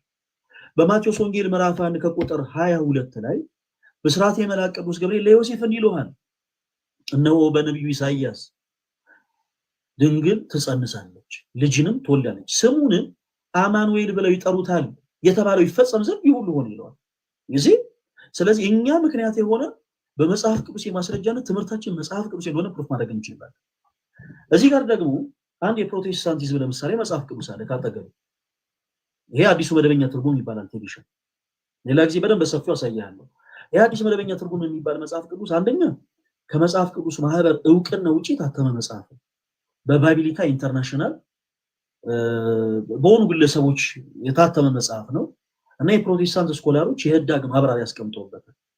መጽሐፍ ቅዱሱ ሲገለጥ የሚታያችሁ ከሆነ ከመስመሩ በላይ እዚህ ጋር ከምታዩት መስመር በላይ መጽሐፍ ቅዱሱ ዋና ክፍል ያለ ሲሆን ከዚህ በታች ደግሞ የፕሮቴስታንት ስኮላሮች ያስቀመጡት ማብራሪያ ተቀምጧል። ካሜራ እንዳላዞር ምናምን ስለደከመኝ በቃል ልንገራችሁ ስለማውቀው ጥቅሱን ያዙትላችሁ ሪፈር ማለት ከፈለጋችሁ እዚሁ ትንቢተ ኢሳይያስ ምዕራፍ 7 ከቁጥር 14 ላይ እነሆ ጌታ ራሱ ምልክት ይሰጣችኋል፣ ድንግል ጸንሳለች፣ ወንድ ልጅም ትወልዳለች፣ ስሙንም አማኑኤል ብላ ትጠራዋለች ተብሎ የተጻፈውን ቃል በጣም በሚደንቅ ሁኔታ ለማን ተብሎ እንደተቀመጠ ላንብብላችሁ። በፕሮቴስታንቱ ስኮላሮች ሊሳደምጡ እውነተኛውን ነገር እንዴት እንደምትለይ ላሳይ ፈልጉ። 7:14 ላይ ድንግሊንና ምን ይላል መሰላችሁ? ድንግል የኢሳይያስ የመጀመሪያ ሚስቱ ይሰማል። ሁላችሁም እየሰማችሁ ድንግል የኢሳይያስ የመጀመሪያ ሚስቱ ሻር ያሱብን ከወለደች በኋላ ሞተች ይመስላል። ትርጉሙን በይመስላል በደሳሌ ምናምን ነው የሚያስቀምጡት። ይመስላል ይልና ከዛ በኋላ እሷ ስለሞተች ኦኬ በቃ እሷ አይደለችም። ከዛስ ስለዚህ ሁለተኛ ሚስቱ ልትሆን የታጨችው ልጃገረድ የሚያመለክት ሊሆን ይችላል። ኢማጂን ነብዩ ኢሳይያስ እነሆ ጌታ ራሱ ምልክት ይሰጣችኋል ተብሎ ተነገረላት። እንግዲህ ጌታ ምልክት የሰጠው የነብዩ ኢሳይያስ ሁለተኛ ሚስቱ ድንግል ሆና የምትመጣዋን ሴት ነው እያለ ነው እዚህ ጋር ይሄ ክፍል ማለት ነው። አሁን ይሄ ዊርድ የሆነ ትምህርት ነው። እንዲህ አይነት ትምህርቶች ቴሪሻ ምን ይባላሉ? ሰው ሰራሽ ትምህርቶች ይባላሉ። በነገራችን ላይ በጣም በሚገርም ሁኔታ ከአፈ ታሪክ ሰዎች በድርሰት ከፈጠሯቸው ተረቶች ይልቅ በመጽሐፍ ቅዱስ መነሻነት ተመርኩዞ ሰዎች የፈጠሩት ሰው ሰራሽ ትምህርት ይበልጣል በጣም። ይሄ ክፍል የሚናገረው ስለምን እንደሆነ ሁላችንም እያወቀን እዚህ ጋር ግን የፕሮቴስታንት ወንድሞቻችን ስኮላሮች እዚህ ክፍል ላይ የተቀመጠችው የነብዩ ኢሳይያስ ሚስት ነች እና ድንግል ማርያም ሳትሆን የእሷ ምሳሌ እንደሆነች የሚያረጋግጥ ይላል። በጣም የሚያሳዝነው ነገር ልንገራችሁ። አማኑኤል የተባለ ልጅ የወለደችው የክርስቶስ ኢየሱስ እናት ድንግል ማርያም ብቻ ነች። የአማኑኤል እናት፣ የመድኃኒዓለም እናት፣ የፍቅር እናት እና አማኑኤል የሚለው ስም ይላል የኢሳይያስ ሻር ማህር ሻላል ባዝ የሚባላል የእሱ ሌላኛው ስም ሊሆን ይችላል ብለው ሁሉ አስቀምጦታል። እንዲህ አይነት ትምህርት ምን ይባላል? ቴዲሻ ሰው ሰራሽ ትምህርት ይባላል። በነገራችን ላይ ሰው ሰራሽ ትምህርትን ማንቆለባበስ አያስፈልግም። በቃ ሰው ሰራሽ ነው። ስለዚህ ከጉሮሯችን መንቀረን ተፍተን እንጥሏለን ማለት ነው። ከመጽሐፍ ቅዱስ ውጪ በመሆኑ በምን አወቀን? ይኸው ትንቢተ ኢሳይያስ ምዕራፍ 7 ላይ ያለውን ሐሳብ የማቴዎስ ወንጌል ምዕራፍ 1 ከቁጥር 2 ላይ እዚህ ክፍል ላይ የተነገረው ትንቢት ስለሌላ ነብዩ ኢሳይያስ ሚስት አድርጎ ስለሚያገባት ሴት ሳይሆን ስለ ክርስቶስና ስለ ድንግል ማርያም እንደሚናገር ስለሚያሳይ ሌላም የተወሰኑ ነጥቦችን ላንሳላችሁ። እዚህ ጋር ደግሞ በጣም የሚያሳዝን ክፍል ላሳያችሁ ፕሊዝ። ትንቢተ ሕዝቅኤል ምዕራፍ 44 ከቁጥር 1 ላይ ነብዩ ሕዝቅኤል በትንቢት ቃል ስለ እመቤታችን ስለ ቅድስት ድንግል ማርያም ዘላለማዊ ድንግልና ይናገራል። ኦኬ እንደዚህ ይላል። ከዚያም ያ ሰው ለምስራቅ ትይዩ ወደ ሆነው በውስተ ውጭ ወዳለው ወደ መቅደሱ በር መልሶ መጣ፣ ተዘግቶም ነበር ይላል። ምን ብሎ ነበር? ተዘግቶም ነበር። እግዚአብሔር እንዲህ አለኝ፣ እሺ ይህ በር እንደተዘጋ ይኖራል። ይህ በር እንደተዘጋ ምን ይላል? ይኖራል። መከፈትም የለበትም። ዋይ ሲባል ራሱ እግዚአብሔር ይመልሳል። ምክንያቱም የእስራኤል ቅዱስ እግዚአብሔር ገብቶበታልና ከሱም በቀር የወጣበት የለም ይላል። ኦኬ ሶ እግዚአብሔር ብቻ የገባበት ከእርሱም በቀር የወጣበት የሌለ እርሱ ብቻ እንደተዘጋ የገባበት እርሱ ብቻ እንደተዘጋ የወጣበት ብቸኛው በር የትኛው ነው ስንል ግን ኖ አይደለም፣ ሰዎች ገብተውበታል። የእርሱ መንግስተ ሰማያት አይደለም፣ ሁላችን እንወርሰዋለን፣ ስሙን እንቀድሳለን፣ መንግስቱን እንወርሳለን፣ ክብሩን እንመሰክራለን። ሶ የትኛው በር ነው ስንል የእመቤታችን የቅድስት ድንግል ማርያም ማህፀን። በነገራችን ላይ በሊቃውንት ብሄድ በጣም በሚገርማችሁ ሁኔታ እመቤታችን ቅድስት ድንግል ማርያም ምስራቅ ተብላ ትጠራለች። አንቲ ውእቱ ምስራቅ ተብላ ትጠራለች። ለምንድን? እውነተኛ የሆነው ፀሐይ ጽድቅ ክርስቶስ ስለተገኘባት። ሌላውን ተውት። ይሄን ነገር ሕዝቅኤል በትንቢት ቃል ይናገረው እንጂ ራሷ እመቤታችን ቅድስት ድንግል ማርያም መስከራለች። ዋይ ፈለገ ዝም ብሎ በራሱ እየተረጎመ ነው ይሄንን ክፍል እንዳንል በዚህ በመጽሐፍ ቅዱሳችን ላይ በሉቃስ ወንጌል ምዕራፍ 1 ከቁጥር 33 ጀምሮ ስንመለከት መልአኩ ገብርኤል ወደ እመቤታችን ወደ ቅድስት ድንግል ማርያም መጣ ይልሻል። መጣ ከአምላኩ ከእግዚአብሔር የተላከውን ብስራት አበሰራት። ለማን? ለእመቤታችን ለቅድስት ድንግል ማርያም አበሰራት። መልአክ ነው ባይዘወይ መልአክ ማለት መልእክተኛ ማለት ነው። መልእክተኛ ወይም ደግሞ መልአክ ከአምላኩ ከእግዚአብሔር የተነገረውን ቃል ብቻ ነው የሚናገረው። በፊቷ ቆመ፣ ጸጋን የተመላሽ ሆይ ደስ ይበልሽ አላት። እግዚአብሔር ከአንቺ ጋር ነውና ደስ ይበልሽ፣ አንቺ ከሴቶች ሁሉ ተለይተሽ የተባረክሽ ነሽ፣ የማኅፀንሽም ፍሬ ምን ያለ ነው? የተባረከ ነው። ከሦስቱ ቅዱስ አንዱ ቅዱስ ትወልጃለሽ፣ ስሙንም ኢየሱስ ያለሽ አላት። የዚህን ጊዜ እመቤታችን አንድ ጥያቄ ጠየቀች። እኔ ወንድ ስለማላቅ ጋይስ ምን አለች? ወንድ ስለማላቅ። ይሄ እንዴት ይሆናል? እሺ ቴዲሻ ወንድ ሳላቅና ወንድ ስለማላቅ ይለያያል። ወንድ ሳላቅ ከሆነ እስካሁን በትዳር ሕይወት አልኖርኩም ነው። ለምሳሌ ቴዲሻ አይ አንተማ በቃ አሁን በቅርቡ መውለድ አለበት ቢል ሰው ሳላገባ እንዴት ይሆናል ካልክ እስካሁን አላገባሁም ነው አባባል። ኦኬ አንድ የቀረ ብቸኛው ሪዝን ለመውለድ አለማግባትህ ነው። ያለመውለድ ብቸኛው ሪዝን አለማግባትህ ነው። ሳላገባ ሴንስ ምን ማለት ነው? እስካሁን አላገባሁም ነው። ነገር ግን ወንድ ስለማላቅ ማለት ግን እስከ ነው።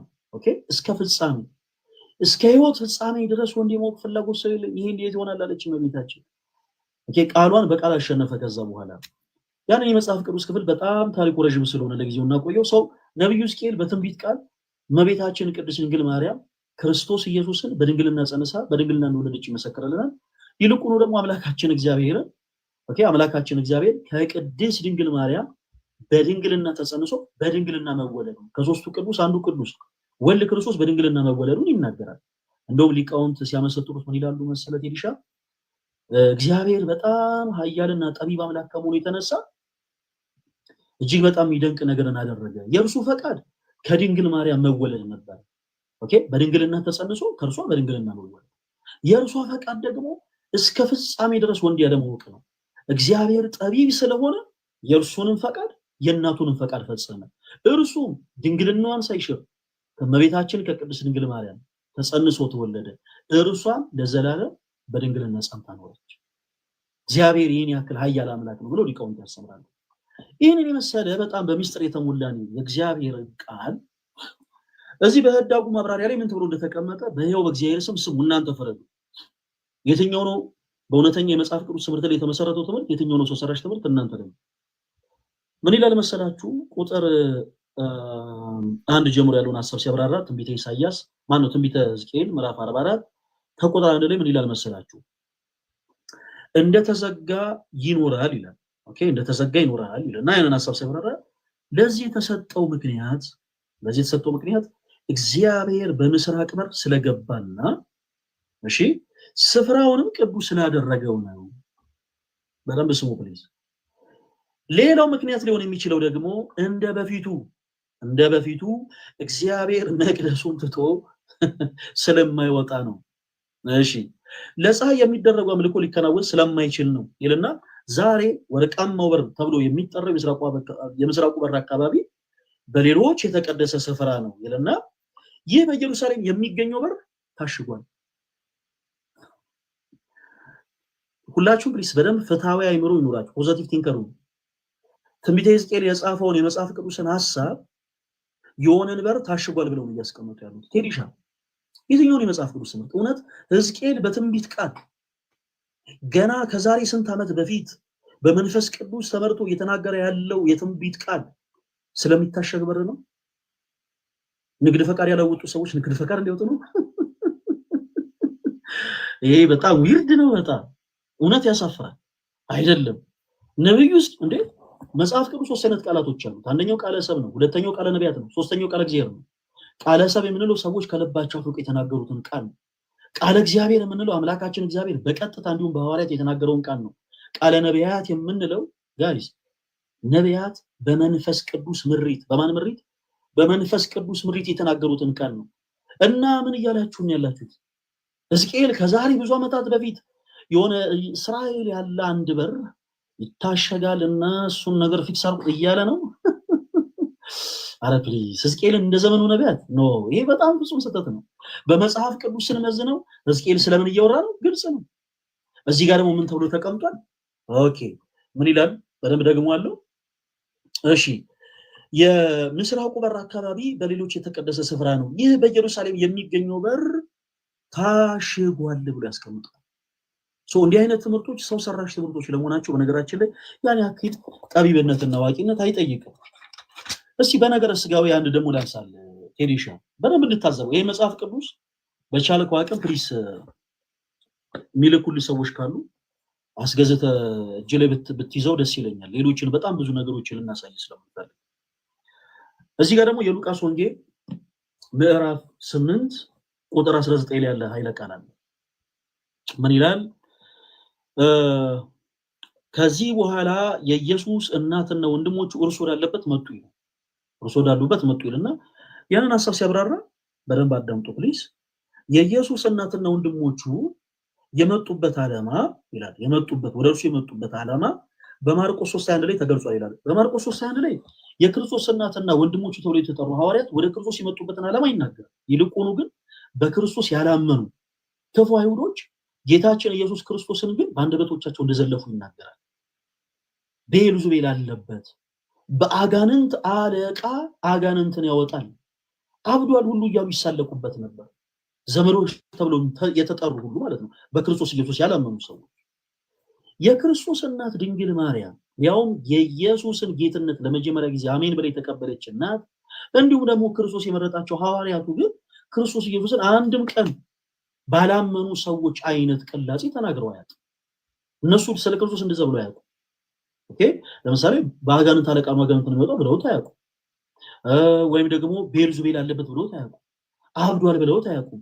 እዚህ ክፍል ላይ በጣም በሚያሳዝን ሁኔታ ተወዳጆች እንዲህ አይነቱ ነገር ለአምላካችን ለክርስቶስ የተገባ ባህሪ አይደለም። ጥቅሱን ያዙት፣ ሁላችሁም ሪፈር እያደረጋችሁ መጽሐፉን ገልጣችሁ ተመልከቱት። የህዳግ ማብራሪያው ላይ ምን ይላል? ወደ ኢየሱስ የመጡበት ዓላማ ይኸውም አብዷል በማለት ካለበት አስቸጋሪ ሁኔታ ነፃ እንዲወጣ ፈልገው ሳይሆን አይቀርም ይላል። ይሄ ነው አሁን እውነተኛ የሆነ የመጽሐፍ ቅዱስ ትምህርት። የመጽሐፍ ቅዱስ ትምህርት እኮ የታወቀ ነው። የመጽሐፍ ቅዱስ ትምህርት እርስ በርሱ አይጋጭ። ክርስቶስ እርሱ ሁለንተናው ቅዱስ የሆነውን አምላክ ከእንደገና ደግሞ ከባህሪው ዝቅ አድርጎ እንደ ተራ እብድ እንደ ተራ ዱርዬ አድርጎ አይስልም፣ አያስቀምጥም። ነገር ግን ኢየሱስን ይኸው እናቱ ድንግል ማርያም ኢማጂን ክርስቶስን የወለደች እናት፣ ኦኬ፣ መለኮትን ያክል ጌታን የዳሰሰች እናት እንዲህ ብለዋለች። ማንን? ኢየሱስን ምን ብለዋለች? አብዷል። ሎቱ ስብሐት ይቅር በለኝ እኔ ስለደከምኩት። አንድ ሌላ ብላንሰል ስለ ትሪኒቲ ወይ ራሳቸውን ሊከላከሉ በሚችሉበት ቦታ ላይ ጠልቀን እናወራለን። አሁን ግን ሰው ማሳየት የፈለኩት ይልሻል። አሁን ሙሉ ሰዎችን ለመጥፋት አይደለም ይሆናል መሰለ ፌር አይሆንም። አሁን ለምሳሌ ይሄን ለምን እንደተጻፈ የቱ ጋር እንደተጻፈ ራሳቸውን ሊከላከሉ ይገባል ብዬ አምናለሁና እሺ እዛጓለሁ፣ መጽሐፉን እዛጓለሁ። ለማሳየት የፈለኩት ግን የሆኑን አካሎች የሆነ ቀረጽ አድርጌ ምናምን ተሳስተዋል ለማለት ሳይሆን ቀደም እንዳልኩ ለምሳሌ እኔ ስጠቅስ እኔ ያነሳሁትን ሐሳብ ከመጽሐፍ ቅዱስ ላይ አንስቼ የመጽሐፍ ቅዱስ ትምህርት እንደሆነ በደንብ ለሚያደምጡ ሰዎች ለሚሰሙ ሰዎች ያሳይና ከመጽሐፍ ቅዱስ ውጭ ግን ያሉ ሰው ሰራሽ ትምህርቶች ምን ያክል ከመጽሐፍ ቅዱስ እንደራቁ ለማሳየት ነው። ባጭሩ ይሄንን ተወውና በሌላው ዓለም ለምሳሌ ሞርማኒዝም የሚባል አስተምህሮ አለ ቴሪሻ። አሁን ሞርማኒዝም ማለት ሞር እንደውም ለክርስትና የቀረበ ሳይሆን እናንተ ለምትወዩበት ሐሳብ የቀረበ በጣም የሚገርም ነገር፣ በጣም ፍጹም የዘረኞች እምነት ነው። በምዕራቡ ዓለም ይሄን የሞርማንን እምነት የሚከተሉ ሰዎች አሉ። እኛ ፕሮቴስታንት ነን ብለው ያምናሉ። ኦኬ ሰው ከዛ በኋላ ደግሞ ምን አይነት ሐሳብን ያራምዳሉ? አፍሪካውያን ቆዳቸው የጠቆረው ከወደቀው መላእክት ጋር አብረው ተጥለው ነው። ከመንፈስ ቅዱስ መውረድ በኋላ ግን ያ መርገም ተነስቶላቸዋል ብለው ያምናሉ። በጣም ያሳዝናል። ያንን መጽሐፍ ቅዱስ ይዘው ሰዎች ሰው ሰራሽ ትምህርትን ያስተምራሉ። አሁን ቴዲሻ ምንም አይነት ጥቅስ አያስፈልግም። ምንም አይነት ጥቅስ አሁን እንዲህ አይነት እውነቶችን አይ ነው ስህተት ነው ለማለት ከዘፍጥረት እስከ ዮሐንስ ራእይ አንተ ምንም አይነት ጥቅስ ማወቅ አይጠበቅብህም። ምክንያቱም ክርስቶስ የዘረኞች አምላክ አይደለም። ክርስቶስ የሁሉ አምላክ ነው። በነገራችን ላይ እኔንም አንተንም ባንግላዴሽ ያለውንም ህንድ ያለውንም ኬንያ ያለውንም ኡጋንዳ፣ ኮንጎ ብራዛቪል ያለውንም ሁሉንም ክርስቶስ የሚያውቀው እንደ ድንበሩ እንደ ሀገሩ እንደ ዜግነቱ ሳይሆን በሰውነቱ ነው። እኛንን ቅጥርና ድንበር ይሰራል። ኦኬ አንድ ሰው የለም ጥቁሮች እንደዚህ ሆኑት ምናምን ካለ ኦኬ ያ ሰው ከመጽሐፍ ቅዱስ ነው ተርቋል ማለት ነው። ኦኬ እቺን አንደኛውን ለመዝሙር ያነሳሁትን ጥያቄ መልስልኝና ለምሳሌ አሁን የነብዩ ኢሳያስን መጽሐፍ ያነብ የነበረውን ጃንደረባ አይተናል። ፊልጶስ በመንፈስ ተመርቶ ሄዷል። በመንፈስ የመራው ማን እንደሆነ ይታወቃል። መጽሐፍ ቅዱስ ላይ እግዚአብሔር በመንፈስ መራው። ስለዚህ ፊልጶስ ዝም ብሎ እንዳልሄደ ከዚህ እንረዳለን። ዝም ቤዚክ የሆነ አንደርስታንዲንግ ያለው ሰው ይረዳል። የሐዋርያት ስራ ላይ 6 ላይ ያነበበው የተመረጡ ሐዋርያቶች አሉ። እዛው ጋር ደግሞ አለፍ ብላችሁ ደግሞ 13 ላይ ብታነብ እንደዚሁ በመንፈስ እነ ጳውሎስ ሲመሩ ትሄዳለህ ታያለህ። ሐዋርያት ስራ 13 አካባቢ እግዚአብሔር በመንፈስ መርቷቸው ልኳቸው ለለዩዋቸው ዓላማ ለጠራኋቸው ዓላማ ለዩልኝ ሲላቸው ታያለህ። የሆነ አንድ በሪያሱስ የሚባል ሰውዬ ሲያጨናብር የነበረን ሰውዬ ሲለዩት መጨረሻ ላይ እውር ሲያረጉት ምናምን ታያለህ። አሁን መጽሐፍ ቅዱስ ላሉ ሰዎች ከተነሳው ወዴት እንደሚሄዱና ማን እንደላካቸው ይታወቃል ስለተጻፈ። ኢቭን አንዳንድ ጊዜ አዎንታዊ ንግግር እንኳን ቢናገሩ እነዚህ ቅዱሳን ሰዎች ሐዋርያቶች በመንፈሳዊ አይተው አዎንታዊ ነገር ስለተናገርክ ብቻ አይደለም። አሁን እኔ አንድ የሆነ ቦታ ላይ ሊዲያ የምትባል ሰውዬ የቀናውን የእግዚአብሔር መንገድ የምታሳዩት እናንተ ናችሁ ምናምን ነው ያለችው። ይሄ በጣም በመንፈሳዊ ዓለም ላይ በጣም የረቀቅ በጣም ያደግ ካልሆንክ በስተቀር አዎ ነው የምትለው። እነ መንፈስ ሐዋርያቶች ግን ሳይዋት በዛ ሰዓት እነ ጳውሎስ ሳይዋት ጠማማ ነው ያሉት። ሴትዮዋ የተናገረችው ያስደነግጣል። የቀናውን የእግዚአብሔርን መንገድ የምታሳዩት እናንተ ናችሁ ነው አለች። አንቺ ሴት ቅዱሳኖችን ከማሳታት ትመለሽ ምናምን ብሎ ሲገጽዋት ምናምን ታያለ። ፖይንቴ ምንድነው? አይደለም አዎንታዊ ነገር ተናገረ መጽሐፍ ቅዱስ ላይ አሉታዊም ንግግር አዎንታዊም ብትናገር ማን እንደላከ ያውቃሉ ቅዱሳኖች። ወይ እግዚአብሔር ነው ወይ ከሰይጣን እንደሆንክ ይለዩዋል። ልክ እንደዛ ከመጽሐፍ ቅዱስ ውጪ የተጻፉ መጽሐፍቶችን በእግዚአብሔር ምሪት ስለመጻፋቸው ምንድነው ማረጋገጫው የሚል ጥያቄ በነሳላችሁ ምን ትላላችሁ? ለምሳሌ ቀደም ሲል መዝሙር ያሬድ ያሳየን መጽሐፍቶች አሉ። የአባቶች መጽሐፍ፣ የማርያም መጽሐፍ፣ ሌሎች መጽሐፍቶችም አሉና እነዚህ አባቶች ይሄን መጽሐፍ የጻፉት በእግዚአብሔር መንፈስ ተመርተው ነው ለማለት ምንድነው ማረጋገጫችሁ? ለዚህ ማረጋገጫችን ምንድነው? ቴሪሻኔ ባጭሩ መልስና ለወንድ በተለይ ያሬዶና ስፔሻሊ ኤርሚ ምንም አይነት ሐሳብ አልሰጠምና ለነሱ ድል ሰጣለሁ። ለዚህ ማረጋገጫችን ባጭሩ ቤተክርስቲያናችን ናት። ለዚህ ማረጋገጫ ልትሆን የምትችለው ቤተክርስቲያናችን ናት። አንድ ነገር ላስረዳ ቴዲሾ፣ ሌሎች መጽሐፍቶቻችን አይደሉም። ኢቭን መጽሐፍ ቅዱስን እንኳ ሰነዳ ያስቀመጠችልን ወይም ደግሞ መጽሐፍ ቅዱስን የሰራችልን ቤተክርስቲያን ነች። ባይዘዌ መጽሐፍ ቅዱስ አይደለም ቤተክርስቲያንን የሰራች፣ ቤተክርስቲያናት መጽሐፍ ቅዱስን የሰራችው። ምን ማለት ነው? ይህ ምን ማለት ነው ስንል ሐዋርያት በስብከታቸው ያስተማሩትን እውነት፣ ነቢያት በትንቢታቸው የዘገባቱን ሐቅ እነዚህ ናቸው የብሉያት መጽሐፍት፣ እነዚህ ናቸው የአዲስ ኪዳን መጽሐፍት ብላ ቀንና አዘጋጅታ ያስቀመጠችው ቤተክርስቲያን ነች።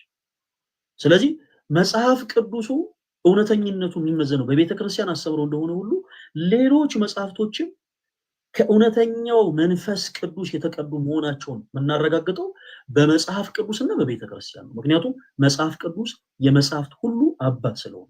ምሳሌ ልስጥ። ለምሳሌ ያሬዶ የቤተክርስቲያናችን ዲያቆን ነው፣ አገልጋይ ነው። ረጅም ዓመት በአገልግሎት ቆይቷል እና በነገረ ቅዱሳን አንድ መጽሐፍ ቢጽፍ እና ወደ 400 500 የሚጠጋ ገጽ ኖሮት ነገር ግን 2 ገጽ ላይ ትንሽ ከቤተክርስቲያን ጋር የሚጻረር ሐሳብ ቢኖረው ያንን ሐሳብ ስህተት ነው፣ ይሄ ነገር መታረም አለበት ልንለው የምንችለው ዝም ብለን በመቀኝነት ተነስተን በሆበለው ሐሳበለው በማለት ሳይሆን በቤተክርስቲያን ትምህርት ነው። ልክ ቅዱስ ጳውሎስ እንዳለው እንደመሰከረው ማለት ነው። እኛ ከሰበክንላችሁ ውጪ የሰማይ መላእክት እንኳን መጥቶ አዲስ ነገር ቢነግራችሁ እንዳትቀበሉ እንዳለ ማለት ነው። የቤተክርስቲያናችን ትምህርት የጸና ነው፣ ዶግማ ነው፣ የሚለወጥ አይደለም። ለምሳሌ ሥላሴ በአካል ሶስት በመለኮት አንድ ነው። ይሄ ሐቅ አይቀየርም። ይሄንን ሐሳብ ግን ብዙ ቅዱሳን አባቶች አብራርተውታል። ለሰው ልጅ በሚገባ መልኩ፣ ለሰው ልጅ በሚመጥን መልኩ፣ በሚጣፍጥ መልኩ አቅርበውታል። ያንን ሐሳብ ቤተክርስቲያን እውነት ነው፣ እነዚህ መጽሐፍቶች የኔ መጽሐፍቶች ናቸው ብላ ካኖናይዝ አድርጋ ስትቀበላቸው የቤተክርስቲያን መጽሐፍቶች ናቸው ብለን እንቀበላለን። ማንም በአንጃ ግራንጃ ለምሳሌ ዝም ብሎ አትሞ ስለሰጠን ብቻ እየሰበሰብን የቤተክርስቲያን መጽሐፍ ነው አለ ለምን ባጭሩ። ስለዚህ ትምህርቱ አንዳንድ መጽሐፎች ኢቭን በቤተክርስቲያን ውስጥ አልፈው የቤተክርስቲያን አባቶች ሁሉ አጽድቀዋቸው ስቲል ስህተት ነው ሲባል እንሰማለን። አይ ነው ከምን አንፃር አይ ነው መጽሐፍቶቹ ሳይሆኑ ከምን አንፃር መሰለ ለምሳሌ ህትመት ከሆነ የህትመት ስህተት ሊኖር ይችላል ቃላት ከሆኑ የቃላት ስህተቶች ሊኖሩ ይችላሉ ቤተክርስቲያን መጽሐፍቶቼ ናቸው ብላ ኖ ከዛ በኋላ የቤተክርስቲያን መጽሐፍት አይደሉም ያለቻቸው መጽሐፍቶች ያሉ ባይሆን ግን እዚሁ ጋር አንድ መሰከረሉነት ቤተክርስቲያን ዛሬም ድረስ መጽሐፍቶቼ ናቸው ያላለቻቸው ነገር ግን አንዳንድ ሰዎች ዝም ብለው በቃ እንደው ግጥም ብለው የቤተክርስቲያን መጽሐፍት ናቸው ብለው የሚሸጧቸው መጽሐፍቶች አሉ ቤተክርስቲያናችን ዛሬም ድረስ የማታውቃቸው ማለት ነው ስመጥራት እንችላለን የቤተክርስቲያን መጽሐፍት ያሉ ማለት ስቲል ነው ቤተክርስቲያናችን መጽሐፍቶቼ ናቸው ያላለቻቸው ካኖናይዝ ያላደረገቻቸው መጽሐፍቶች አሉ ኦኬ ለምሳሌ ስለ መጽሐፍ ቅዱስ ነገር የመቅደላዊት ወንጌል የሚባል ወንጌል ነበር ይሄ ወንጌል አሁን መጽሐፍ ቅዱሳችን ውስጥ የለም እውነተኛ የሆነውን ወንጌል የእግዚአብሔር ስንፋስ ያለበትን መጽሐፍ ከሐሰተኞቹ ለይታ ያስቀመጠችው ቤተክርስቲያናችን እንደሆነች ሁሉ ሌሎችም ከመጽሐፍ ቅዱስ የተቀዱ መጽሐፍቶች ሲኖሩ ከመጽሐፍ ቅዱስ የተቀዱ ትምህርቶች ሲኖሩ እውነት ናቸው ብላ መታጸድቅልን ቤተክርስቲያናችን ነው አስተምሯችን አንድ ስለሆነ ማለት ነው ስለዚህ ቤተክርስቲያን መጽሐፍቶቼ ናቸው ካለች በኋላ ምናልባት አይኑ ተሳስተዋል የምትለው የቃል ስህተት ሊሆን ይችላል የህትመት ስህተት ሊሆን ይችላል ሄርሻ ማለት እንዲህ አይነት ነገሮች የታወቁ ናቸው ይሄ ነው ሁሉም ጋር ምናልባት አጋጥሟቸው ሊሆን ይችላል ተቋርጫለሁ አው መታል ኦኬ ተቋርጬ ነበር ማለት ነውና ኤኒዌይስ ለማለት የፈለኩት ምንድነው ቤተክርስቲያን መጽሐፍቶቼ ናቸው ብላ ካኖናይዝ አድርጋቸው ካደረገቻቸው በኋላ ደግሞ አይ እነዚህ መጽሐፍቶች አይደሉም ያለቻቸው መጽሐፍቶች ይሄሉ በቤተክርስቲያን እያንዳንዱ መጽሐፍ ካኖናይዝ ከመደረጉ በፊት ስርዓት አለው ብዙ ሰው ያላወቀው ነገር ያን ነው ቴሪሻ ለምሳሌ ቅድም ያሬዱ አንድ መጽሐፍ አነሳና ከፈርስት ሴንቸሪ ጀምሮ እስካሁን ድረስ እስከ 21ኛው ሴንቸሪ ያሉ ሰማዕታትን መጽሐፍ አሳየ እነዛን መጽሐፍቶች ዝም ብሎ ደስ ስላለን በዘመድ አዝማድ ገሌን እናስገባው እያሉ የተጻፉ አይደሉም ቤተክርስቲያን ሰማዕታት ብላ ራሱ የሰማዕትነት ማዕረግን ስትሰጥ ቀኑን አላት ለምሳሌ አንድ ሰማዕት ስለ ክርስቶስ መከራን ማመን ከተቀበለ ከስንት ጊዜ በኋላ ነው በቤተክርስቲያናችን ሰማዕት የሚባለው ህይወቱ ተጋሉ ትሩፋቱ እንዴት ነው የሚጻፈው እያንዳንዱ ነገር ስርዓት አለው በተመሳሳይ አንድ የተጻፈ ሐሳብ ቢኖር አንድ የተነገረ ትምህርት ቢኖር ያ ትምህርት ያ ሐሳብ ያ ጽሁፍ በምንድነው ሊለካ የሚችለው በቤተክርስቲያን ትምህርት በምንድነው ሊለካ የሚችለው በአባቶች ትምህርት በምንድነው ሆኖ በመጽሐፍ ቅዱሳችን ነው የሚለካው ሌሎች ወንድሞች ቀጥሉ ሌላውን እኔ ስለረከበኝ እንሰናበታለን በሰፊው እንቀጥላለን ቴንክ ዩ ፈሊ በሰፊው እንቀጥላለን ጠልቀን ሳንገባ ከኢንትሮዳክተሪ ፓርት ነው የጀመርነው አንዳንዶቻችሁ እንዳጋጣሚ ስለመጡ ነው ተመሳሳዩን እንደዚህ ላይ በመገባበት ሰዓት ችግር የለውም እኔ አስፈላጊ ከሆነ አንድ የስድስት የእስልምና እምነት ተከታይም ላስገባ እችላለሁ የስድስት የፕሮቴስታንት እምነት ተከታይም ላስገባ እችላለሁ አይ ቲንክ ቤቱ የኔ መሰለኝ ስለዚህ አይዟችሁ ምንም እንትን አትበሉ ሂደቱ ቴዲን የመስበክ ሂደት ነው ቴዲና ተከታዮቹን የመስበክ ሳይሆን መታምኑትን ነገሩኝና ወይ ወደ እናንተ እንምጣ ነው እኔን በመስበክ ሂደት ውስጥ ለኔ በመንገር ሂደት ውስጥ ብዙ የሚያደምጡ ሰዎች አሉ እነማን ባውን ሰዓት ወዴት እየሄዱ እንዳሉ አላውቅም አየሩን ተጠቅመው እንግዲህ ያመኑትን የሚከተሉትን ቀናና ተከለኛ መንገድ ነው ብሎ የሚያምኑትን ይሰብኩኛል ማለት ነው ስለዚህ በራሴ ቤት ደግሞ የፈለኩትን ያወጣው ያወረድኩኝ ስበከኝ ንገረኝ ማለት መብት የተጠበቀ ነው አስሎንጋስ አጸያፊ ንግሮች ከሌሉ በስተቀር እኔ የምትጠየፈው አጸያፊ ንግሮችን ብቻ ነው እንደምታውቁትና እምነታችሁ ሊከበር ይገባል ያውም በመፍራትና በመንቀጥቀጥ የሰው ልጆች እምነት ያለውን ነገር ማክበር አለባችሁ የሚል እምነት አለኝ እኔ በዛ ወደ ነው ማውራው ወንድሞቼ ፈሌ ቴንክ ዩ በጣም ሁላችሁንም ወዳችኋለሁ እኔ ረፍት ላደርግ ነገም በቃ እኔም የሆነች ነገር ላውራና በመሃል ላይ ነው የገባችሁብኝ ከዛ ካላችሁ ተመልሰን እንገናኛለን እሺ ሰላም ደሩ ኤርሚ ትንሽ ቆይታ ላክልኝ የሆነች መረጃ ልስጣቸውና ድጋሚ ካለ ከአንድ ከ10 15 ደቂቃ በኋላ actually maybe ከሬዲዮ ጋር ታወራላችሁ ብዬ ነው እንጂ ሁለተኛ ነው ቆያለሁ አወራለሁ ከቤተሰቦቼ ጋር በቃ ካለ ላክልኝ ችግር የለውም አለ